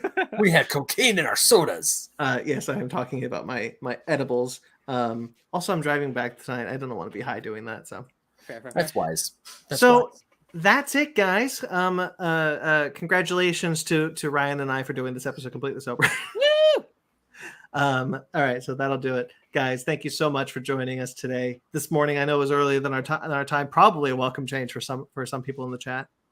We actually got people. We got more people in the chat than normal. So yeah, we did. And Mag, of course, as always, says goodbye. Man, morning or late, you're here, Mag. I love you. You make me want to do this podcast forever. Thank you. We always appreciate you. As he says, catch you later, gang, and stay safe until next time. Yes. Guys, there's plenty of other shows you want to check out if you like this so much. Princess Sparkle Bunny did not know we had a book club, so we have a show called the Fake Nerd Book Club, which is not currently active, but we are working on getting it back up with a new volume, Wasted Space. So stay tuned for that. They can find that if you like this video and you subscribe to this channel. You can also find plenty. I talked about it up top, but plenty of Fake Nerds watches are happening right now. We're kind of at the tail end of this major access of Fake Nerds watch that we've had to do. There is, man, that Resident Evil show is starting soon. I just forgot about that. Oh, Hot dog. But that's not a Fake Nerds watch yet. Not yet. We'll figure something out for that later. But we've got the entirety of Obi-Wan Kenobi that is out now. We have Miss Marvel, the first episode of Miss Marvel. The second episode will be recorded soon. Next week, I believe. I think we're going to aim for. We have The Boys. The first 4 episodes of The Boys are up. Guys, The Boys, I haven't seen it yet, but it's a spicy episode, I hear. It's pretty spicy. However much semen is in there, double it. Oh, no. I can think of a lot of semen. I'm very uncomfortable right now. Oh, wait till you watch The Boys, man. I legitimately think Zara's going to bounce off after this. Listen, I'll tell you what, it is. They overhyped it, but it is still a gross episode for sure. I'm sure. I figured they would probably overhype it because, like, there is there's limits to what you can do on TV. Yeah. But I'm happy they at least attempted to do something as bold as Herogasm. And I think that Zara's already having a hard time this season. The little man going inside of a penis really did it for her. So it's a lot. That's true. I think she's gonna have a hard time. It gets worse. It does get worse. Yeah. So we'll see if she continues watching it with me. But yeah, so we had the first 4 episodes that's there. We'll come back to The Boys for a Fake Nerds watch after the last episode of the season airs in a couple of weeks. So stay tuned for that. And of course, Stranger Things. There's a new season of there's two new episodes of Stranger Things are dropping this coming week, actually. Yeah. Hell yeah. So look for our Fake Nerds watch for those 2 episodes. Like 2, 3, like 4 hours of content in 2 episodes. Y'all ready for this? It's crazy. Basement Arcade. There's a series on this thing called Basement Arcade. You can check that show out. Of course, there's also Basement Arcade Pause Menu. Basement Arcade, that's our Let's Play series where we do video games, and Basement Arcade Pause Menu is our video game discussion series. The latest episode of that dropped was a Summer Game Fest discussion, and there will be a new episode soon. I think. And Fake Nerd Book Club, as I mentioned, and Animation Station. You can also check out. All shows you can find if you like this video and subscribe to the channel. Princess Sparkle Bunny in the chat once more saying, love this time slot. Yeah, it's not always feasible for us. Yeah, I like it too, but yeah, it's a lot harder with 4 set schedules. Yeah, our schedules are so messed up, and there's so many other factors. But when this does happen, it's like cool. If we ever get to the point where we are recording in person more regularly again, I believe we'll probably have this earlier time slot once more. Absolutely, yeah. But we have not been able to figure that out. People are scattered to the wind right now, so we'll see what happens whenever this pandemic ends. Or when you guys find a new place. It's not the first one, definitely the second one. Yeah. I got a feeling the pandemic will never end. Yeah, I think we're just in this. I think this is just our life now. This is just life-demic. You can also find if you guys like us, you can check out our Patreon. You can check out our TeePublic. Those are linked below, and you can support us financially if you'd like to do that. And of course, you can check out our website at FakeNerdPodcast.com, which is linked below, and you can check out all the links that I mentioned. Those are all there on our website, as well as like writings from Ben and I, of course. Thank you to everyone who listens to us. Thank you to everyone who watches the live show, the live stream. Thank you to everyone who watches the live stream. Thank you to everyone who watches the rewind. We greatly appreciate all of your support. We greatly appreciate all of you. Thank you to Jeremy Vellucci for our music. You've heard his music all day, and you hear it for every show. That's his music. You can check him out at Jeremy Vellucci Keyboards, or you can find this podcast, Suburban Proctologist, which his Twitter account has been active Things are happening. He liked one of my tweets. That means something's happening, right? Suburban Proctologist has a new logo. He's ramping up some things, guys. Look forward to that. Stuff's happening. You can find him on Facebook at Suburban Proctologist Official or Instagram at Subproc Podcast. I do not know his Instagram handle, and I realized I should have figured that out. Jeremy Vellucci Keyboards. No, his Suburban Proctologist Instagram handle. Oh, poopy pants at poopypants.com. Look, it's Suburban Proctologist. I doubt there's more than one. If there is, that's wild. Yes. You can find, of course, Mike Matola. Mike Matola is a longtime collaborator, which I think we might have a slot for him coming in July. Yay! I am so ready. Me too. And he's got, of course, I would say this week, but Sparks isn't here to even discuss it. So maybe later in July. I think we got a time for him. He, of course, does some of our logos and longtime collaborator. We love that guy. He does some trivia challenges. Let's see if I can also get my finger pointed at it. Yeah. Yeah. Break on through to the other side. And you can find him at Mike Matola on Instagram and TikTok. He's got a really funny TikTok, guys. You should check that out. Sure. You can find him. You can find us on Twitter, Instagram, and Facebook, all at Fake Nerd Podcast. FakeNerdGuys@gmail.com. If you'd like to get in touch with us personally, I'm at BT McClure on Instagram and Twitter. I also write for Screen Rant fairly regularly, which is linked below. I also write for Atomic Geekdom, where I write various articles, and a series where I'm revisiting the Infinity Saga, 50 what I believe are the defining moments of the MCU. And I also edit for KaijuRamenmedia.com. Get in touch with me if you want to write for that site. Ben?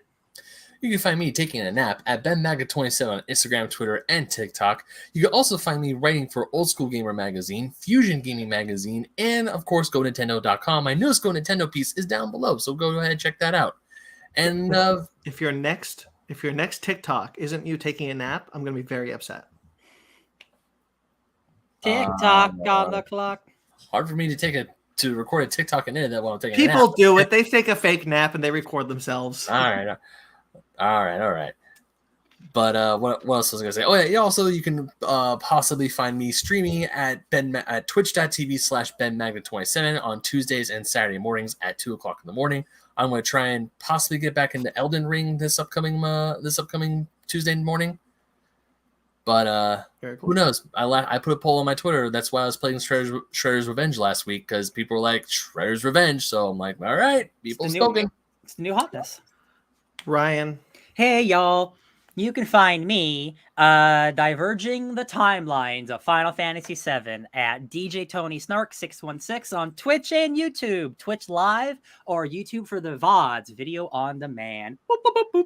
And you can find our good friend Sparks, who is not here right now, at Sparks Witty. You can find him. What would he say? You can find him coming back from his cabin in the woods at Sparks Witty on the SPARKZ Witty. Yeah, there you go. All right, guys. Subscribe to us on iTunes, Stitcher, Google Play, TuneIn, Spotify, iHeartRadio, Amazon Music and Podcast, and Pandora. Rate and review wherever you get us. We greatly appreciate it. Like this video. Subscribe to this channel. Until next time, see us, guys. Stay fake nerds. Oh!